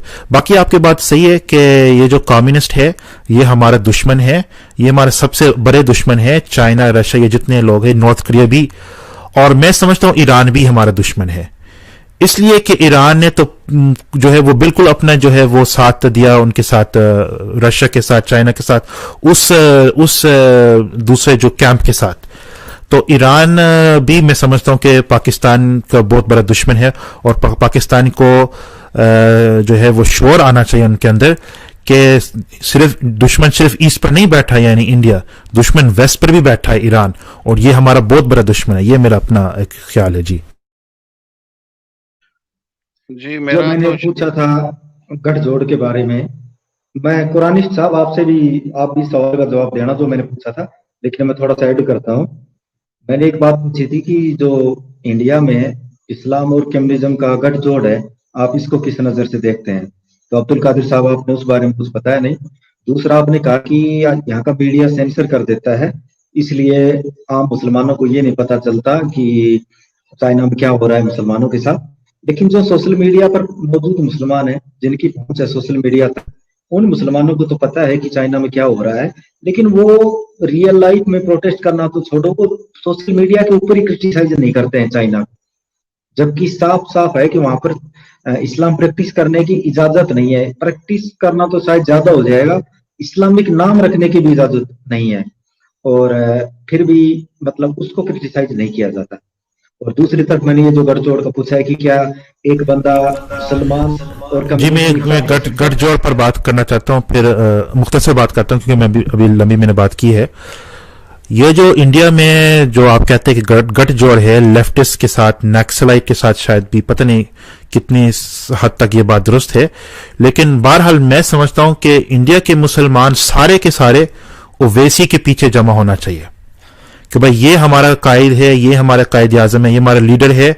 और सारे मुसलमान, चाहे वो कश्मीर के ही मुसलमान क्यों ना हो, सारे जो कि सारे वो कहें कि हम ना कांग्रेस को वोट देंगे, ना कोई लेफ्टिस्ट पार्टी को, ना कोई ममता को, ना कोई वो जयललिता जो भी है, किसी को नहीं। अब हमारा एक लीडर है ओवैसी। मुसलमान में जब जो एक यूनिटी, इत्तेहाद पैदा होगा, फिर वो अपने बात मनवा सकते हैं, फिर वो अपने कोई मकाम बना सकते हैं। अब वो इतना टिट्टर पिट्टर इधर उधर जो है, वो कोई कांग्रेसी है, कोई समाजवादी का है, कोई बीएसपी का है, कोई टीआरसी, पता नहीं क्या क्या है, तो ये बुरी बात है। सब के सब ओवैसी के पीछे जो है लग जाए और दूसरी बात यह है कि बिल्कुल जो है लेफ्टिस्ट पर कभी भरोसा ना करे। मेरा एक मशवरा है हिंदुस्तानी मुसलमान से, कभी लेफ्टिस्ट पर भरोसा ना करे। ये सांप है, ये सांप की तरह है, ये आपको बैकस्टैप करेंगे, ये आपको काटेंगे पीछे से, इसलिए इन पर कभी भरोसा ना करें। ये मैं अपना तजर्बा है और मेरा मशवरा इनके लिए। जी जी, मेरा अब्दुल कादिर साहब से इख्तलाफ है इस बात पर। एक तो आप चाइना को खतरा कहते हैं, मैं समझता हूँ कि चाइना किसी के लिए कोई खतरा नहीं है, बल्कि चाइना की पॉलिसीज जो है वो बड़ी मॉडरेट रही है हमेशा। जिसको कादर साहब कहते हैं कि जी अमेरिका चाइना बहुत सियाना है, वो बड़ी समझदारी से काम कर रहा है, वो ब्लैकमेल कर रहा है। तो मैं समझता हूँ कि वो ब्लैकमेल नहीं कर रहा है, वो उलट बात कह रहे हैं। ब्लैकमेल तो जो है वो अमेरिका और दूसरी अक़वाम जो है, यूरोपियन अक़वाम जो है वो मुसलमानों को कर रही हैं, क्योंकि उनके पास तरक्की के सारे दरवाजे होते हैं। तो मुसलमानों के पास ये भी ना टेक्नोलॉजी है, ना इतना ज्यादा इतनी ज्यादा यकजहती भी नहीं है, इत्तेहाद भी नहीं है इतना ज्यादा। तो ये ब्लैकमेल जो है पाकिस्तान को या सऊदी अरब को अमेरिका करता है, चाइना नहीं करता। चाइना जो है वो अपनी सिर्फ तिजारत को ओपन करना चाहता है, और ये मार्केट्स जो है अरब की और पाकिस्तान की, इवन इंडिया की, वो इसको हासिल करना चाहता है। और चाहे उसको किसी भगवान की देवती भगवान की देवी का मुजस्मा बनाकर, बुत बनाकर उसको पैसे मिलते हैं, तो वो बुत बनाने की इंडस्ट्री खोलकर भी पैसे कमाएगा। और अगर उसको तस्बीहें बेचकर और तावीजें बेचकर अगर उसको रुपया मिलता है चाइना को, तो वो उसके जरिए से भी रुपया बनाने की कोशिश करेगा। तो वो रियलिटी के साथ सोचने के आदी हो चुके हैं, मजहब से वो बिल्कुल आजाद हैं, और जो कम्युनिज्म है उसी को वो ठीक समझते हैं कि उनके अंदर एक इत्तेहाद पाया जाता है। तो जहां तक मजहबी आजादी की बात है, तो इसके बारे में मैंने कुछ वीडियो सुनी है, और मुझे ये पता चला है कि ये सिर्फ प्रोपेगेंडा है कि वहां पे मुसलमानों के बुरे हालात हैं और उनको कोई मजहबी आजादी नहीं है।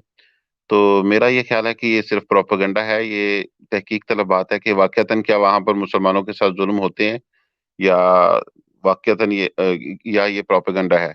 तो मुझे ये लगता है कि चाइना के मुतल्लिक जो है, ये अमेरिकन और यूरोपियंस का प्रोपेगेंडा है कि वहां पे मुसलमान बहुत बुरे हालों के अंदर हैं। साउथ कोरिया के अंदर आप कह सकते हैं कि वहां पर इस तरह के मसले हों, प्रोपेगेंडा यानी किसी भी दूसरे मजहब के लोगों को इबादत ना करने दी जाती हो, या एक तरह की नेशनलिज्म को ही वहां पर यूनी रिलीजन बनाकर पेश किया गया हो। लेकिन चाइना के अंदर डाइवर्स सोसाइटी तो नहीं है, लेकिन जो थोड़ी बहुत तादाद के अंदर मुसलमान रहते हैं, तो वो अपने मजहब के ऊपर मेरा ख्याल है प्रैक्टिस कर सकते हैं। तो इंडिया के हालात का मुझे नहीं पता कि वहां पर जो ऐसे तो कादर साहब कह रहे हैं कि जो लेफ्टिस्ट हैं वो कम्युनिज्म के साथ गठजोड़ कर रहे हैं, मुझे इस चीज का कोई इल्म नहीं है कि वो गठजोड़ कर रहे हैं। और ये जो तजवीज है कि मुसलमानों को अपना वोट जो है वो यकजा करना चाहिए, इसको भी मैं दुरुस्त नहीं समझता। मैं समझता हूँ कि उनको अपना वोट यकजा नहीं करना चाहिए। अगर वो ऐसा करेंगे तो फिर इंडिया के अंदर एक और पाकिस्तान बन जाएगा, और तफरीक जो है वो लोगों के अंदर बढ़ जाएगी, और ये ठीक नहीं है। मुल्क के अमन, इंडिया के अमन के लिए ये ठीक नहीं है, लोगों के अमन के लिए ठीक नहीं है। इंडिया के साथ मुझे कोई हमदर्दी नहीं, लेकिन यानी उनकी स्टेट के साथ, लेकिन मैं समझता हूँ कि वहां पे भी इंसान बसते हैं, और उनको मिलजुल कर अपने काम जो है वो नेकी और भलाई की बुनियादों के ऊपर चलाने चाहिए। और जब वोट का मसला आ जाता है, तो उस वक्त उनको मंशूर देखना चाहिए पार्टीज का, और उसके अलावा जिन लोगों को उन्होंने सीटें दी हैं उनको देखना चाहिए, और उसका ट्रैक रिकॉर्ड देखना चाहिए कि वो माजी में वो हुकूमतें क्या करती रही हैं, या उनके जो लीडर्स हैं वो क्या करते रहे हैं। तो वो अपने वोट को इंडिविजुअल इस्तेमाल करें, लोग मुत्तहिद होकर इस्तेमाल ना करें, और इन चीजों का ही मद्देनजर रखें कि कौन फर्द वो दुरुस्त है। देखें, अगर कि कोई बदकुमाश आदमी है, बहुत ही गंदा और दहशतगर्द किस्म का आदमी है, लेकिन उसके अकायद बड़े अच्छे हैं, आपके साथ बिल्कुल मैच करते हैं, तो आप उसके साथ ताल्लुक रखना पसंद नहीं करते। और दूसरी तरफ एक ऐसा शख्स जिसके अकायद बिल्कुल सारे के सारे खराब हैं, लेकिन वो फितरतन नेक और शरीफ इंसान है, तो आप उसके साथ ताल्लुक रखना पसंद करते हो, और उसके साथ मेल जोल के अंदर आप तहफ़्फ़ुज़ महसूस करते हो। तो मुसलमानों को अकीदों की बुनियाद के ऊपर वोट नहीं डालना चाहिए। ये नेशनलिज्म की बात है, इनके मुल्क की बात है। तो मुल्क की जो सियासत है वो मजहब की बुनियाद के ऊपर नहीं करनी चाहिए, नहीं होनी चाहिए। अगर ऐसा करेंगे तो उसका नतीजा मुसलमानों के खिलाफ इस तरह से निकलेगा कि हिंदू भी इसी तरह का गठजोड़ करेंगे आपस के अंदर, और जो चंद सीटें इनको मिल जाती हैं मुसलमानों को वो भी नहीं मिल पाएंगी, क्योंकि हर जगह के ऊपर बालादस्त तो वहां पर हिंदू लोग ही होंगे ना। तो जो पार्टी बालादस्त होगी तो वो उसके अंदर अगर वहां पे कोई फसादात होते हैं तो उसमें भी उसको नुकसान कम है, अकलियत को नुकसान ज्यादा है। और अगर हकूक और मफादात हासिल करने की बात होती है तो वहां पर भी जो बालादस्त है वो अपने अपने जायज हिस्से से ज्यादा मफाद हासिल कर सकता है अपनी अक्सरियत की वजह से। तो इस वजह से असूल वही बनाए जो हक पर मबनी हो, ना कि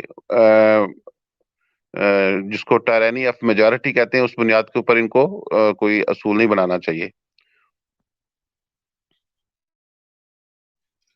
वैसे सर आप तो अपने को काफी टाइम हो गया है, तो ये मेरा लास्ट क्वेश्चन रहेगा आप दोनों से। लेकिन उससे पहले मैं आपको बता दूं, आपने मेंशन किया साउथ कोरिया, तो वो साउथ कोरिया नहीं है, वो नॉर्थ कोरिया है जो कम्युनिस्ट है, और वहां पर शायद अंदर कुछ हो रहा होगा।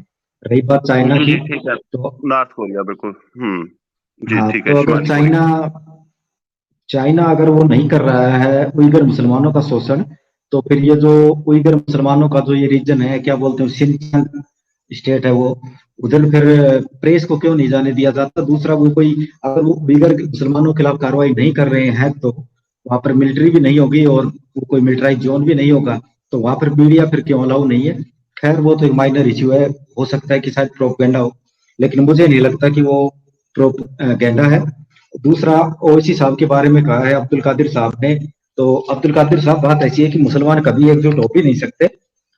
ओवैसी साहब शिया है, और जब बात आती है कोई मुसलमान लीडर या कोई मौलवी अपने लोगों के बीच में बात करता है, तो उसके लिए किसी हिंदू से ज्यादा नफरत देवबंदी के प्रति होती है। बरेलवी के, मतलब बरेलवी मौलवी है, तो वो हिंदुओं के खिलाफ कम, देवबंदियों के खिलाफ ज्यादा बात करता हुआ मिलेगा निजी महफिलों में। तो मुसलमान एकजुट तो अगर यहाँ नहीं होंगे, क्योंकि अगर उनका यहाँ पर शोषण हो तो वो एकजुट हो सकते हैं, क्योंकि जिसका शोषण होगा, जो सताई हुई कौम होगी, वो एकजुट हो जाती है। लेकिन हिंदुस्तान में जो मुसलमान रह रहे हैं, इनको पता है कि यहाँ पर ऐसी कोई पॉलिसी या कोई कानून नहीं है जो मुसलमानों का शोषण करे। यहाँ पर मुसलमानों के पास हिंदुओं से ज्यादा राइट्स हैं, तो उनकी एकजुटता की उन्हें जरूरत भी नहीं है। और मुसलमान फिलहाल तो खैर सभी पार्टीज को वोट देते हैं, और बीजेपी में भी 3 कैबिनेट मंत्री हैं मुसलमान। तो लगभग मान लो बीजेपी की जो गवर्नमेंट है, इसमें भी लगभग 15% उनको, मतलब गवर्नमेंट में 15% हिस्सा मुसलमानों का है, जिसको कि हिंदुत्व की गवर्नमेंट मानते हैं। उसमें भी कांग्रेस में तो वैसे तो मुसलमान 20% है हमारे देश में, लेकिन कांग्रेस की जो पीछे गवर्नमेंट थी उसमें मुसलमानों का हिस्सा 20% से ज्यादा था।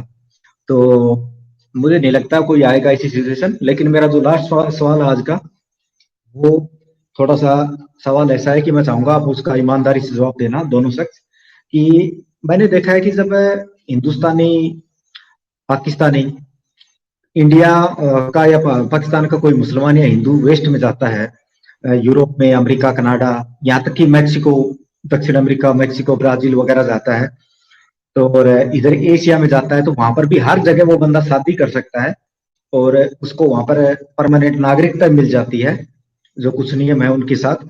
आम बंदा, मैं किसी बड़े लीडर या धनवान लोगों की बात नहीं कर रहा कि जो रिच है उनकी, आम बंदा भी अगर वहां पर जाके कारोबार करता है या मेहनत मजदूरी करता है, नौकरी करता है, तो वह भी, उसको भी वहां पर शादी करने और नागरिकता वगैरह हासिल करने की इजाजत होती है। एक तरफ तो कुरान और इस्लाम में माना जाता है कि मुसलमान पूरी दुनिया के एकजुट हैं, ये एक शरीर के भांति हैं और सभी मुसलमानों का बराबर हक है, कोई मुसलमान किसी से कम नहीं है। तो फिर जो मेन 2-3 काउंट, ये जो कंट्री हैं जिनमें तेल का पैसा आ गया और वो रिच हो गई हैं, सऊदी अरब, यूएई, कुवैत, बहरीन, ये जो भी जो 4-5 कंट्री हैं, इनके अंदर जो हमारे यहाँ के मुसलमान होते हैं, हिंदुओं को भूल जाओ, मैं चाहता भी नहीं वहां पर हिंदुओं को इस तरह की आजादी मिले, लेकिन मुसलमान जो बंदे हैं हमारे यहाँ से बहुत काम करते हैं वहां पर, बहुत ज्यादा। यहाँ से उन अरबों ने इतनी बच्चियां लेकर गए हैं, वो यहाँ पर शादी करने करके यहाँ से 3rd या 4th वाइफ के रूप में। हैदराबाद में तो बाकायदा ये एक बिजनेस बन गया था, जिसमें अब कुछ वहाँ की लोकल गवर्नमेंट ने लगाम भी लगाई है। ओवैसी ने भी इस पे काम किया है। ओवैसी हालांकि खुल के तो नहीं बोलता, लेकिन कहते हैं कि उसने भी इस मामले में काम किया है, और जो छोटी बच्चियों को भेजा था अरब सऊदी अरब निकाह वगैरह करके फॉर्मेलिटीज पूरा करके उनको रोका है। ये क्या बात है कि सब कॉन्टिनेंट के मुसलमानों को अरब के अंदर शादी करने और वहां पर उनको नागरिकता वगैरह देने का हक नहीं मिलता है, जबकि आप कहते हो कि इस्लाम में सब बराबर है। और मैं यहाँ पर आम मुसलमान की बात कर रहा हूँ। आप ये मत कहना कोई इक्का दुक्का केस दिखा दो कि उसने अरब लड़की शादी की। नो, मेरा मतलब आम आदमी से है। तो ये क्या कारण है, क्यों नीचा मतलब वो हिंदुस्तानी और पाकिस्तानी और बांग्लादेशी मुसलमानों को नीचा समझते हैं? ये क्या है, मतलब क्या है, मेन कारण क्या है? इसका मुझे ईमानदारी से जवाब चाहिए, ताकि मुझे पता चले कि आखिर ये जो अरब कंट्रीज हैं ये किस नजरिए से देखती हैं हमारे यहाँ के मुसलमानों को। तो यही है लास्ट सवाल, और इसके बाद हम इसको मैं जानना चाहूंगा, चाहे आप और बातें करते रहना। तो अब आप माइक आपके हैंड ओवर, आप दोनों इसका मुझे जवाब दीजिएगा।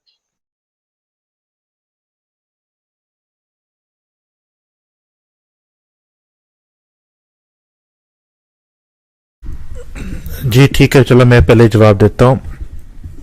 ये बात आपकी सही है किसी हद तक कि अरब में जो हमारे देसी मुसलमान हैं उनको बड़े हकारत की नज़र से देखते हैं, और उनको बराबरी को नज़र से नहीं देखते हैं। तो इसका ये अरब एक तासुब, ये कौम जो इसमें भी कुछ तासुब है, यानी ये भी एक बहुत प्राउड नेशन है, जैसे अफगान है, जैसे ईरानी है।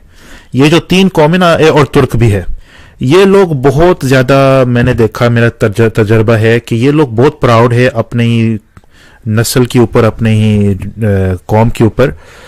और बिलखुसूस ये जो गल्फ वाले अरब है, इमरात वाले, सऊदी वाले और वगैरह वगैरह, ये बिल्कुल प्राउड है और अपने अरब पर बहुत जो है वो फख्र करते हैं और अरब होने पे। और वो देसियों को और दूसरे अजमियों को बड़े हकारत की नज़र से देखते हैं। सिर्फ देसी के भी नहीं, अफ्रीकन को भी, सोमालियों को भी, हबशियों को भी वो उनको गुलाम तस्वर करते हैं, और फिलिपिनोस को भी। हालांकि तो ये इसका रिलीजन के साथ एक मसला नहीं, एक रेशियो प्रॉब्लम है उधर, कि वो फिलिपिनोस को भी मतलब इस नज़र से देखते हैं। फिलिपिना जो लड़कियां हैं उनको मेड्स रखते हैं और उनको इस तरीके से उनके साथ भी ज्यादती करते हैं। बहुत सारे ऐसे केसेस है। तो ये रेशियल प्रॉब्लम है, और बिल्कुल मैं समझता हूँ ये जो लोग हैं ये इस्लाम को फॉलो नहीं करे सही तरह, अगर ये चीज़ है। बाकी ये भी बात है कि हमारे लोग भी उधर जाकर, हमारे लोगों ने भी कुछ गंद डाला है। हमारे जो बांग्लादेशी और पाकिस्तानी और इंडियन मुसलमान ने वहां जाकर ड्रग्स का एक मसला पैदा किया। उधर एक वो अपना हाइजीन भी नहीं ख्याल रखते हैं। उधर जाकर जो है वो अपना मतलब, क्योंकि ये जो तबका जा रहा है उधर, वो हमारा वर्किंग क्लास के लोग हैं। वो हमारे जो अपर क्लास वाले मुसलमान हैं इंडिया पाकिस्तान से, जो डॉक्टर बनते हैं, जो लॉयर बनते हैं, जो अच्छे खासे उनके प्रोफेशन है, जब वो जाते अरब में, मैंने सुना कि उनके साथ इतना प्रॉब्लम नहीं होता। और लेकिन ये जो हमारे वर्किंग क्लास वाले लोग हैं वो उधर जाकर जो है वो फिर जो अरब, जो मकामी अरब है, उनको अच्छे नहीं समझते कि भाई ये गंदे लोग इधर आ गए, ये इधर ड्रग्स कर रहे हैं, इधर जो पता नहीं क्राइम कर रहे हैं, चोरी कर रहे हैं, ये वो करे वो कर रहे। तो ये एक वजह है। बाकी मैं आखिरी बात करना चाहता हूँ, फिर आप कुरानी साहब, ओवर टू यू। बात यह है कि ओवैसी साहब, आपने कहा कि शिया है, मैं नहीं जानता कि इसमें कितने सच्चाई है। वैसे ओवैसी जो नाम है ना, ये सुन्नियों का एक नाम है, ओवैसल करनी से जो निस्बत है। और जहां तक मुझे पता है, ओवैसी का जो पूरा जो उनका हुलिया, सब कुछ, नमाज पढ़ने का तरीका, ये सब हनफी सुन्नी तरीका है। तो मैं समझता हूँ वो बंदा हनफी और सुन्नी है। और बिलफर्ज अगर शिया भी हो, उसमें इतनी बड़ी बात नहीं है। आपको भी याद होगा कि कायदे आजम मोहम्मद अली जिन्ना भी शिया था, यानी उसका गिराना शिया, इस्माइली शिया था। तो ये बात नहीं है कि कोई सुन्नी हो या शिया हो, ये इतने मेरे नजदीक इतने अहमियत वाली बात नहीं है पॉलिटिक्स के अंदर। लेकिन बात यह है कि ओवैसी को मैं इसलिए पसंद करता हूं कि वो, देखो, आप कहते हैं कि कांग्रेस में भी मुसलमान मेंबर्स भी है, बीजेपी भी मेंबरान है, इस पार्टी में भी वो सीट्स मिलते हैं। बात सीट्स की बात नहीं है, बात ये नहीं कि पार्टिसिपेशन की कितने पार्टी के अंदर, बात यह है कि मुसलमान के मफादात क्या है इंडिया के अंदर, और उस मफादात के ऊपर कौन बोल रहा है। तो वो एक आदमी मुझे नजर आ रहा है, वो असदुद्दीन अवैसी साहब है। तो जी आप करें बात, कुरान साहब।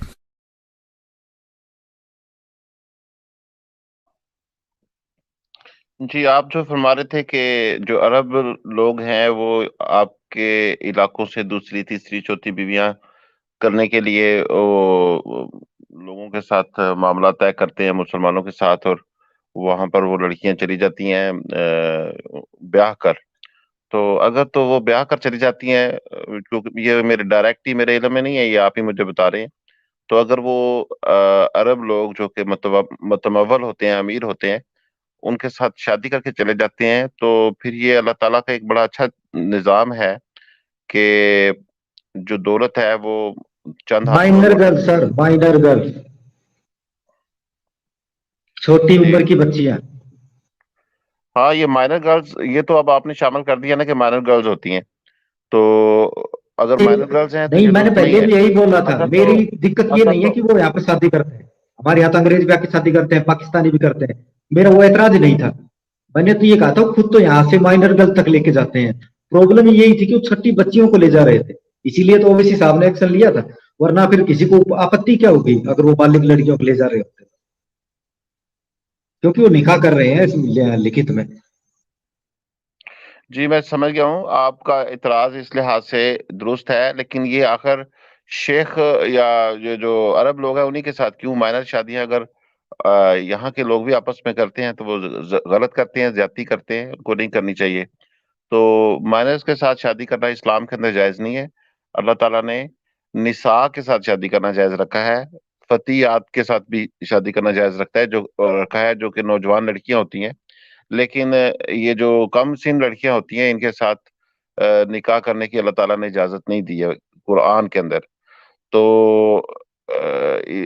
लड़कियों की एक उम्र है, और कुरान पाक में बयान किया गया है कि जब वो अपनी सही उम्र को पहुंच जाए, वाइजा बालगा अशद्दुहुम, जब वो अपनी अशद उम्र में पहुंच जाए, यानी जिसमें वो अपनी तमाम तवानाइयों के साथ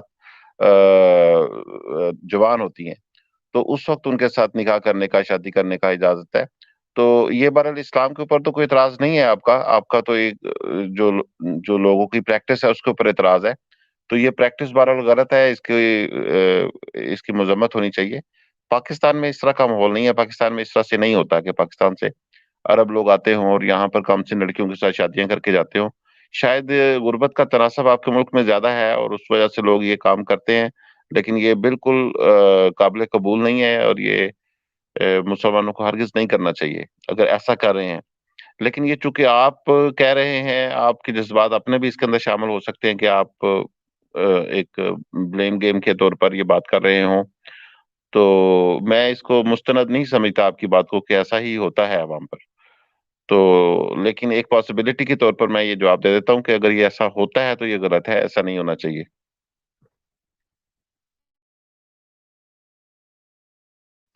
सर आपने वो जो मेन बात तो बताई नहीं, जो मैंने कहा था कि वो जो अ, सऊदी अरब और गल्फ कंट्रीज में हमारी आपने यहाँ इंडियन सब कॉन्टिनेंट से मुसलमान जाते हैं, तो उनको वहां पर शादी करने की इजाजत या वहां की नागरिकता क्यों नहीं मिलती, वहां की लड़कियों से शादी वगैरह करने की इजाजत, उस बारे में आपकी क्या राय है वो भी फरमाइए। जी, आप कहते हैं कि यहाँ से जो मर्द जाते हैं उनको उधर की खवातीन से शादी करने की इजाजत नहीं है, तो ये ठीक बात नहीं है, होनी चाहिए इजाजत। मैं यही कह सकता हूँ, मुल्की कवानीन है, तो कवानीन जो है ये मुल्कों ने तय किए हैं, ये खुद दीन ने तो तय नहीं किए इनके। दीन तो इजाजत देता है कि आप शादी कर सकते हैं उनके साथ। लेकिन अगर उन्होंने मुल्क के अंदर कोई कानून बना लिया ऐसा, या रवायतन वो ऐसा करते हैं कि वो इसको पसंद नहीं करते, तो फिर ये उनकी अपनी चॉइसेस हैं। इसके ऊपर मतलब जो चीज गलत है, देखिए हर शख्स समझता है उस बात को कि वो गलत है, उसके लिए किसी दीन धर्म की जरूरत नहीं होती। तो हर शख्स उसके बारे में यही कहेगा कि ये गलत है, ये नहीं होना चाहिए। तो उन लोगों को जो ये काम कर रहे हैं उनको खुद को भी पता होगा कि ये हम ठीक नहीं करते। तो फिर मैंने कहीं पर भी सोशल मीडिया पे वगैरह पे कहीं भी मुसलमान लोग इस बारे में आवाज क्यों नहीं उठाते, जबकि हम देखते हैं कि अमेरिका और अदर कंट्रीज में है, इंडिया में जो भी डेमोक्रेटिक कंट्री है उनमें कोई कानून बनता है तो उसके ऊपर खुलकर राय रखते हैं। और ना ही मैंने कभी किसी इस्लामिक स्कॉलर के मुंह से ये सुना है कि उन्होंने इस मामले में कोई बात की हो। ये क्या कारण है, मतलब क्या आपका यहाँ पे सब कॉन्टिनेंट का मुसलमान है ये गुनाह समझता है सऊदी अरब और गल्फ कंट्रीज को क्रिटिसाइज करना?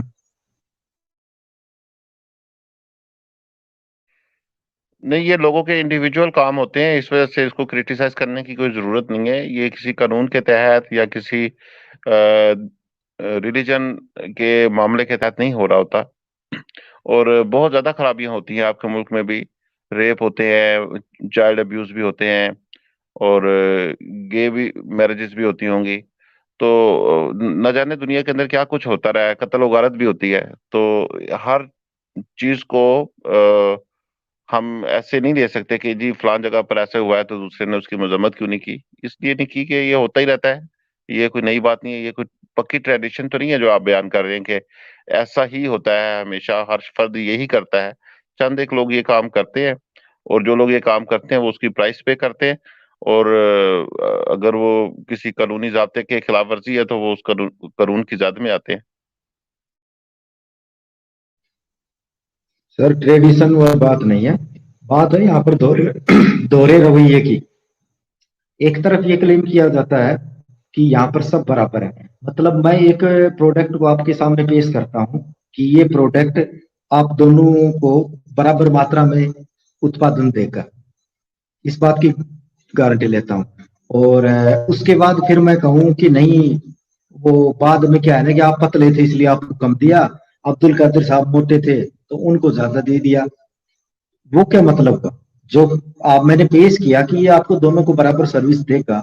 तो जब इस्लाम कहता है साफ साफ कि सभी मुसलमान आपस में बराबर हैं, तो ये कोई ढकी छुपी बात नहीं है सर। और मुझे इस बात से कोई फर्क भी नहीं पड़ता, क्योंकि मैं खुद कह रहा हूं, मैं ये नहीं कह रहा कि उनको हिंदुओं को भी वहां पर मुसलमान की लड़कियों से शादी करना देना चाहिए। नो, मैं ये नहीं बोल रहा और मैं नहीं कहता कि वो ये करें। ठीक है, जबकि यूरोप में तो आप ईसाई लड़की से भी कर सकते हो, वो अलग मैटर है। मैं चलो इस्लाम में मानना चाहता है, इस्लाम में थोड़ा स्ट्रिक्ट है रिलीजन, तो मैं ये नहीं कहता कि वो हिंदुओं को भी इजाजत दें। लेकिन जो एक यूनिवर्सल अकीदा है कि सब मुसलमान आपस में बराबर हैं, और उसी का जो सबसे बुनियादी जो बात है उसको यहाँ की मेजर कंट्रीज नहीं मान रही, तो आप उस अकीदे में अगर कमी है तो उसकी फिर चर्चा होनी चाहिए और उसका विरोध होना चाहिए। चल आपने कहा कि किसी देश ने कानून बना दिया तो हो सकता है वो अपना कानून बना ले, लेकिन सर जब हिंदुस्तान में कोई कानून बनता है, सीएए नाम का कानून आया था, उसके खिलाफ मुसलमान सड़कों पर आ गए थे, यहाँ के नहीं। यूरोप में भी इंडियन एम्बेसी, लंदन में भी इंडियन एम्बेसी, क्या बोलते हैं उसको, एम्बेसीज के सामने प्रदर्शन किए थे। तो जब अरब देश में अगर कोई ऐसा काउंट लेके आता है कानून की यहाँ की अरब लड़की से कोई इंडियन सब कॉन्टिनेंट का मुसलमान शादी नहीं कर सकता, तो उसके बारे में कोई बयान क्यों नहीं देता, क्यों नहीं बोलते? कारण क्या है? क्या अरब कंट्रीज को क्रिटिसाइज करना इस्लाम में हराम है, या फिर या हमारे जो सब कॉन्टिनेंट के मुसलमान हैं ये खुद ही अपने आप को अरबों से नीचा समझने लग गए हैं और उन पे सवाल उठाना एक प्रकार से वो समझने लग गए हैं कि वो तो बहुत ही मुकद्दस लोग हैं और हमारी हैसियत नहीं है कि हम उनके ऊपर किसी बात पर उंगली उठाएं। रही बात आपने कहा था कि आपके यहाँ भी रेप होते हैं, वो होते हैं तो उनका कानून भी है, और ये कोई इंडिविजुअल नहीं कर रहा कि भाई किसी ने रेप कर दिया तो उसको सजा भी मिलती है, अपराधी अगर पकड़ा जाए तो, ना भी पकड़ा जाए वो पुलिस की योग्यता अयोग्यता पर निर्भर करता है। लेकिन यहाँ पर तो एक पूरी कम्युनिटी के साथ एक बर्ताव हो रहा है। आप तो कह रहे हैं कि नहीं वो उस देश का खुद का मसला है या उसका कानून हो सकता है। ऐसा कानून कैसे हो सकता है? फिर या देश वो खुद के नाम पे से इस्लामिक शब्द हटाए। आप मांग करो इस चीज की कि उसको जी, मेरी बात इस्लामिक शब्द सुनिए। हटाए अपने देश के नाम से। जी देखिए, आपने ये कमसिन वाला मसला इसमें डाला है जिसकी वजह से मैं कहता हूँ कि ये काबिल मजम्मत है। अदरवाइज अगर मुतमव्वल लोग, अमीर लोग जो है वो यहाँ की गरीब, आपके मुल्कों की गरीब खवातीन से शादियां करते हैं, और इस तरह से वो अपनी दौलत जो है वो अगली नस्लों के अंदर बांटते हैं, वो तकसीम करते हैं दूसरी नेशंस के साथ, तो इसमें कोई हर्ज की बात नहीं है। ये बहुत अच्छा अमल है। कुरान पाक में भी लिखा है कि जो यतामा है तो वो उनमें से जो तुम्हें पसंद हो उनके साथ 2 से 3 से 4 से शादी करो, ताकि जो ज्यादा से ज्यादा लोग माशी तहफ़्फ़ुज़ के अंदर शामिल हो जाएं, और वो जिस बदहाली के अंदर मौजूद हैं उसमें से वो निकल जाएं, उनका कोई आसरा बन जाए। तो अगर तो ये इस तरह से है अरबों की सोच कि वो आपके मुल्क के अफराद की एक के साथ रिश्तेदारी करके उनकी मदद करना चाहते हैं, तो ये बहुत अच्छी बात है। तो लेकिन आप जो कि इंसानों की फितरत है, वो अगर एक जगह पे कोई काम हो रहा है तो दूसरे लोग जो है वो उसको बुरी नजर से देखते हैं। वो समझते हैं कि शायद ये कोई अय्याशी के लिए कोई ये काम हो रहा है, तो हालांकि ऐसा नहीं है। इंसानों के अंदर अय्याशी करने की बहुत ज्यादा हिरस नहीं पाई जाती। अरब अरब भी हम जैसे इंसान है, वो उनमें भी नहीं पाई जाती होगी। तो उनको अगर एक से ज्यादा शादियों की जरूरत है और वो पसंद करते हैं सर मैं बीच दो में मर्द काटने एक के ही लिए शादी माफी करना चाहता या हूँ। तीन, मैं बीच तो में इसमें कोई हर्ज काटने की के लिए बात नहीं माफी है। चाहता हूँ। मैं बीच में काटने के लिए माफी चाहता हूँ। मैंने वो चीज बोली थी तो वो उसके साथ बोली थी कि जैसे कि अपन यूरोप में जाके शादी कर सकते हैं, एशिया में जाके शादी कर सकते हैं, या सऊदी अरब वाले आकर इंडिया में आकर शादी करते हैं। उस पर्टिकुलर बात को छोड़ दीजिए, क्योंकि वो एक रैकेट था। और उस रैकेट के खिलाफ मैंने कुछ रिपोर्ट्स पढ़ी हैं कि हैदराबाद के कुछ लीडर्स ने मिलके उसको ठीक कर दिया है, और अब माइनर गर्ल्स के साथ वो नहीं हो रहा। उसको 2 मिनट के लिए भूल जाइए आप। ठीक है, वो तो मैंने बताया था कि खुद तो वो यहाँ पर भी शादी करने आते हैं। मैंने वो ये नहीं कहा कि वो गलत करते हैं शादी करके। वो माइनर गर्ल्स के साथ शादी करते हैं तो गलत करते हैं। और शोएब मलिक ने सानिया मिर्जा से शादी की, हैदराबाद की सी। मैं उसको गलत नहीं मान रहा। उन्होंने शादी की है, करो, कोई पाकिस्तान करो, कहीं भी करो, कोई अरब का यहाँ पे आके करो, कुछ भी गलत नहीं है। मैं कह रहा हूँ कि सऊदी अरब वाला हमारे सब कॉन्टिनेंट मुसलमानों को अपनी लड़कियां क्यों नहीं देते? इसका जवाब चाहिए मुझे।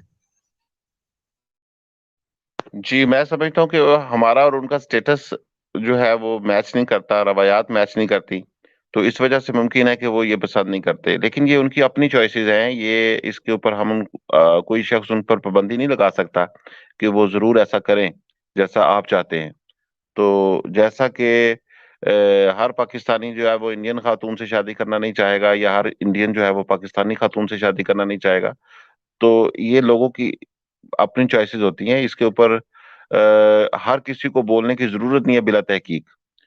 और आपका जो मसला है वो ये है कि हम आवाज क्यों नहीं उठाते। तो हम आवाज किस बात पर उठाएं जिसके ऊपर कोई मसला है ही नहीं, उसके ऊपर क्यों आवाज उठाए? अगर वो हमारे सब कॉन्टिनेंट में के अफराद से शादियां नहीं करने चाहते अपनी बच्चों की, और हो सकता है इनको भी वो पसंद ना हो, इधर के लोगों को भी उनकी खवातीन पसंद ना हो, तो इसमें कोई इशू की बात नहीं है, कोई प्रॉब्लम की बात नहीं है। और ये लोग जो पाकिस्तानी और इंडियन और बांग्लादेशी वहां पे मुलाजमों की हैसियत से जाते हैं, तो क्यों कोई चाहेगा कि इन मुलाजमों को वो अपनी लड़कियां दे दें? मतलब आप ये कह रहे हैं कि कोई व्यक्ति किसी इंजीनियर या डिप्लोमा धारक या नर्स, कंपाउंडर वगैरह को वहां की शादी नहीं देनी चाहिए किसी को? मतलब किसी अमीर आदमी को अपनी लड़की की शादी किसी नौकरी करने वाले बंदे को नहीं देनी चाहिए? सर मैं तो इसलिए कह रहा हूं कि जी, मैं इस्लाम ये की कह रहा हूँ कि हम। अपने मुलाजमों को देने की कोई जरूरत नहीं है। अगर आपका स्टेटस जो मैं है कब बहुत कहता हूं कि बुलंद वो है। अपने मुलाजिमों को ही दे? मुझे 5 बंदों के नाम बताइए जिन्होंने अरब में शादी की हो, अरब लड़कियों के साथ। जानते हैं आप किसी ऐसे? सिर्फ पांच, पांच छोड़ो, दो चले, बंदों मैं के नाम अपनी दे। अपने इर्द गिर्द में तो नहीं जानता, लेकिन मैं आपको नेट से सर्च करके इस तरह की मिसालें दे दूंगा जहाँ पे अरब लड़कियों ने यूरोप के अफराद से शादियां की हैं। उनकी सर मैं सब प्रिंसेसेस ने कॉन्टिनेंट की की बात हुई हैं कर रहा हूँ। शादियां। सर मैं उनकी सब प्रिंसेसेस कॉन्टिनेंट ने की की बात हुई कर हैं। रहा हूँ, मुझे अपने सब और कॉन्टिनेंट की परवाह है। मुसलमानों से बाहर निकल कर की हैं, वो मुसलमानों के साथ भी नहीं, गैर मुस्लिमों के साथ भी की हैं। मैं सब कॉन्टिनेंट तो की बात कर रहा हूँ सर। तो मुझे भाई ये वो जानना है कि हमारे यहाँ के जो आपने मुसलमान हैं, ये खुद को अरबों के सामने उनके इक्वल खड़ा क्यों नहीं करते? यहाँ के जो मौलवी हैं ये बात इक्वल बोलते क्यों होते नहीं नहीं कि है, इस हम भी वजह तो से अरबों के बराबर है? इक्वल होते नहीं है। वो इक्वल होते नहीं क्यों है, नहीं वो होते अपने सर? तौर पर प्राउड हैं और हम अपने तौर पर प्राउड हैं। तो हम तो जब जहां तक मैंने दोनों तरफ इस्लाम के से बारे में सुना है, इस्लाम में तो सबसे बेसिक बुनियाद ही यही है। जब अभी थोड़ी देर पहले अब्दुल कादिर साहब भी बोल रहे थे कि इनको तो नेशनलिस्ट से नफरत है, जो कौमियत की बात करते हैं, वो भी इस्लाम के लिए ओके नहीं है। जो इस्लाम का बुनियादी, अगर हमारे यहाँ पर कोई इस्लाम की तबलीग करता है तो वो सबसे पहले बात यही करता है कि हमारे यहाँ पर सभी समान है, सभी बराबर है। जबकि जब मैं देखता हूं उनके किबले की तरफ, वहां पर बाकायदा कानून है, वो हमको इस नजर से देखते हैं। तो और आपने कहा कि वो अपने मुलाजिमों से क्यों नहीं? सर क्यों नहीं करो? कल को मेरा ड्राइवर है कोई और मेरी बेटी उसको पसंद करती है, वो मेरे आपस में, और वो मेरे बेटे करता है, तो मैं तो ड्राइवर के साथ शादी करवा सकता हूँ। क्यों नहीं करो? क्योंकि वो ड्राइवर है इसलिए। हाँ, नहीं, उसमें सिर्फ कोई और ड्राइवर है होने की होगा, वो बात नहीं है। मर्डर होगा, ड्रग लेता होगा, तो मैं मना कर सकता हूँ। जी, मेरी अर्ज सुने। आपने आपके मुकदमे के अंदर, आपकी बात के अंदर जो चंद बुनियादी चीजें आप कहते हैं कि सब इंसान बराबर होते हैं या सब मुसलमान बराबर होते हैं, तो ऐसा नहीं है। फजलना बाज़ुहुम अला बाज़ कुरान पाक की है एक तालीम के, अंबिया के अंदर भी ये बात मौजूद है कि कुछ को कुछ के ऊपर फजीलत होती है। इसी तरह से इंसानों के अंदर भी बाज दूसरों से बढ़कर होते हैं और सब लोग जो है वो आपस में बराबर नहीं है। कोई ज्यादा अकल वाला बेअकल के बराबर नहीं है, ज्यादा कद वाला छोटे कद वाले के बराबर नहीं है, ज्यादा दौलत वाला नादार के बराबर नहीं है। तो अल्लाह ताला ने जो फरमाया है कि वो ये है कि जो खुदा ताला के नजदीक जो है, खुदा ताला के कानून के अंदर, अल्लाह ताला के पास तकवा की बुनियाद के ऊपर देखा जाएगा कि कौन किस फजीलत में है। तो ये जो यार्ड स्टिक तकवा की है, ये इंसानों के पास नहीं है, ये अल्लाह ताला ही जानता है और अल्लाह ताला ने अपने स्टैंडर्ड्स कायम किए हुए हैं। तो तकवा की बुनियाद के ऊपर जो स्टैंडर्ड है लोगों के, लोगों की फजीलत का, ये अल्लाह ताला के पास है। लेकिन हम इंसान जो है वो हम कफ़ देखकर शादी करते हैं, हम पल्ला देखकर शादी करते हैं। अगर वो हम पल्ला नहीं है, हमारी बराबरी की सतह पर नहीं है, तो वो शादी नहीं करते। ऐसा नहीं है कि कोई शख्स कहे जी मैंने कलमा पढ़ लिया है तो अब लाओ मुझे अपनी बेटी दे दो क्योंकि मैं आपके बराबर हो गया हूँ। ऐसा नहीं है, ये आपने गलत सोचा हुआ है। नहीं, वो तो मैंने मेंशन किया था ना कि कोई अपराधी होगा या कोई ड्रग चर्सी अफीम होगा, वो तो बात अलग होगी। और अब्दुल कादिर साहब, आपका क्या पॉइंट ऑफ व्यू है इस मामले में? आप भी इनकी बात तो सहमत है?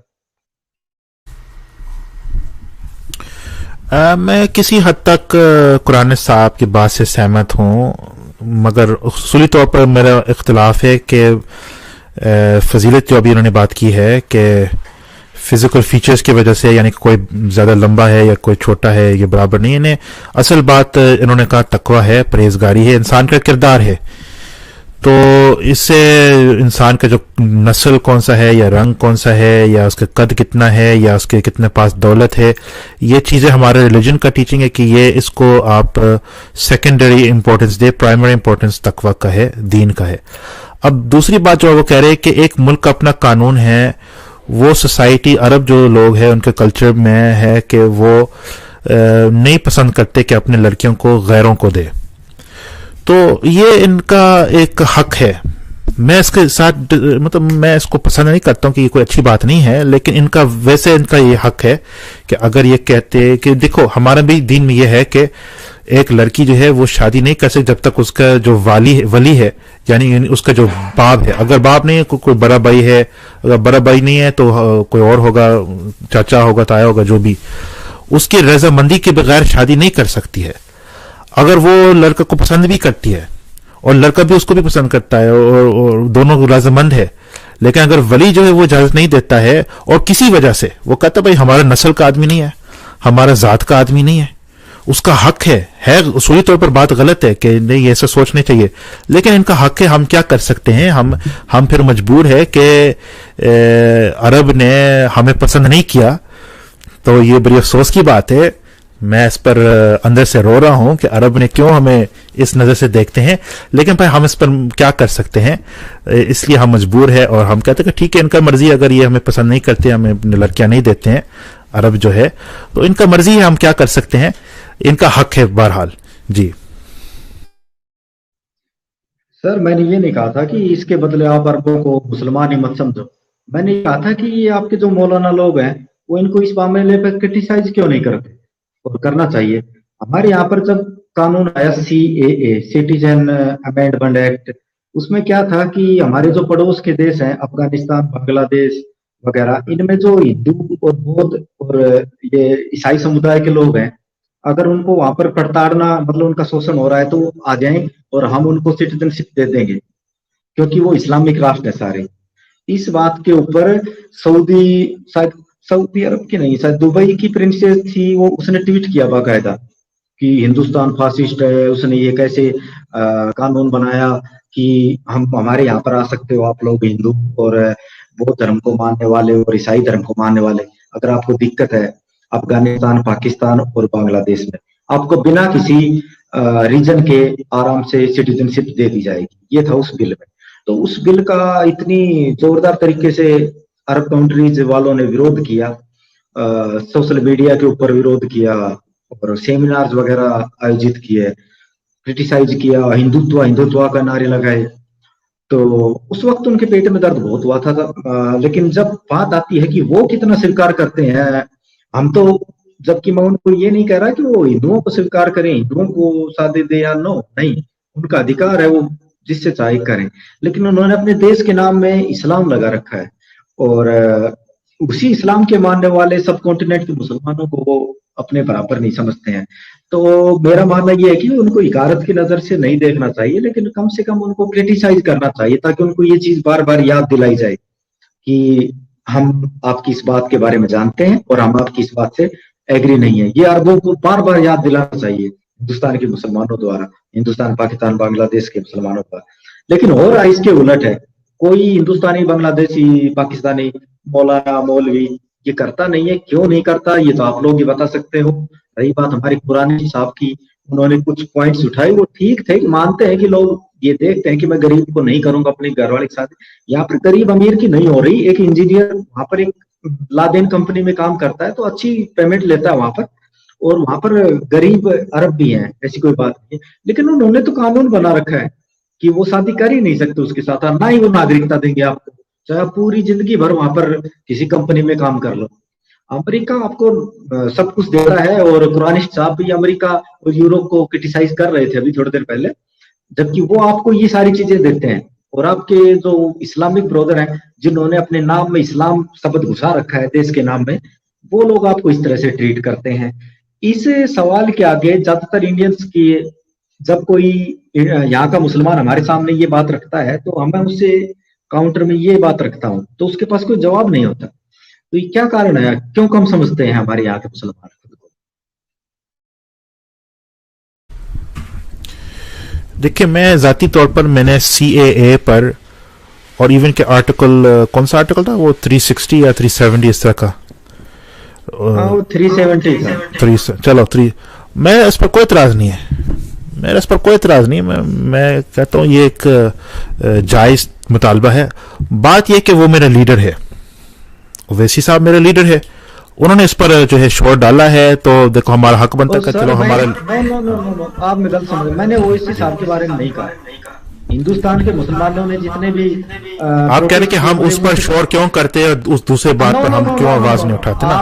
ना, मैं आपसे भी नहीं मांग रहा। जो हिंदुस्तान के मुसलमान है, उन्होंने प्रोटेस्ट किया, तो उनका हक है। हम चाहे कोई भी कानून लाओ, हमारे देश के मुसलमान हैं, उनको करने दो प्रोटेस्ट, नो प्रॉब्लम।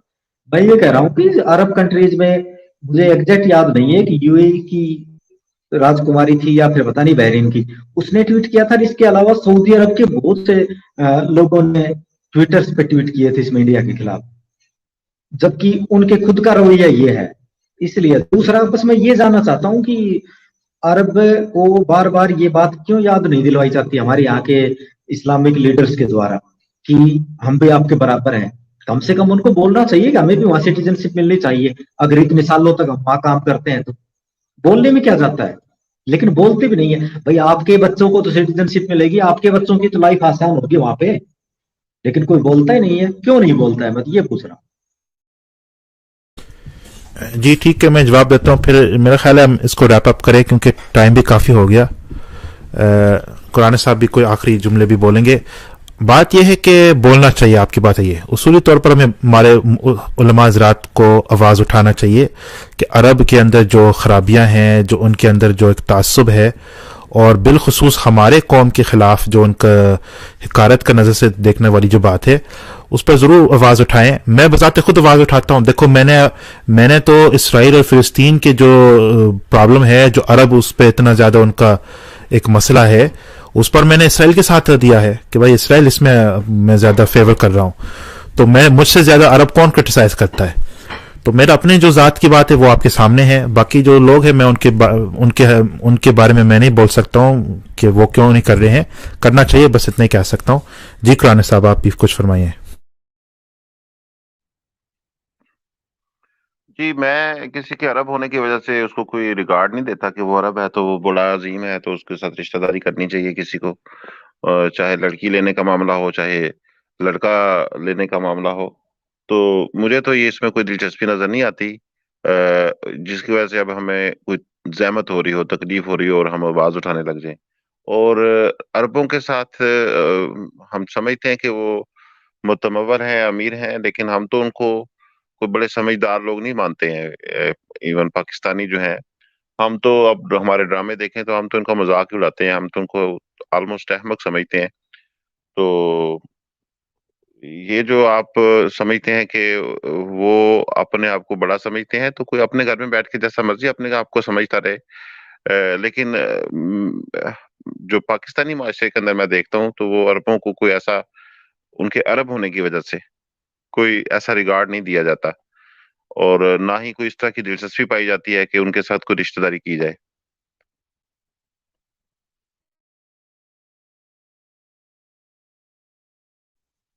चलो ठीक ठीक है है जी, अब्दुल अपना कादिर साहब, याद जी। मुझे जब शामिल करने के लिए धन्यवाद, और उम्मीद है हम फिर कभी बात करेंगे। तो अब मुझे दीजिए इजाजत। ठीक है सर, मुझे ओके जी, लेने के लिए ओके बहुत जी, बहुत धन्यवाद। जी जी जी, आपका भी शुक्रिया और कुरान साहब आपका भी शुक्रिया। खुदा हाफिज।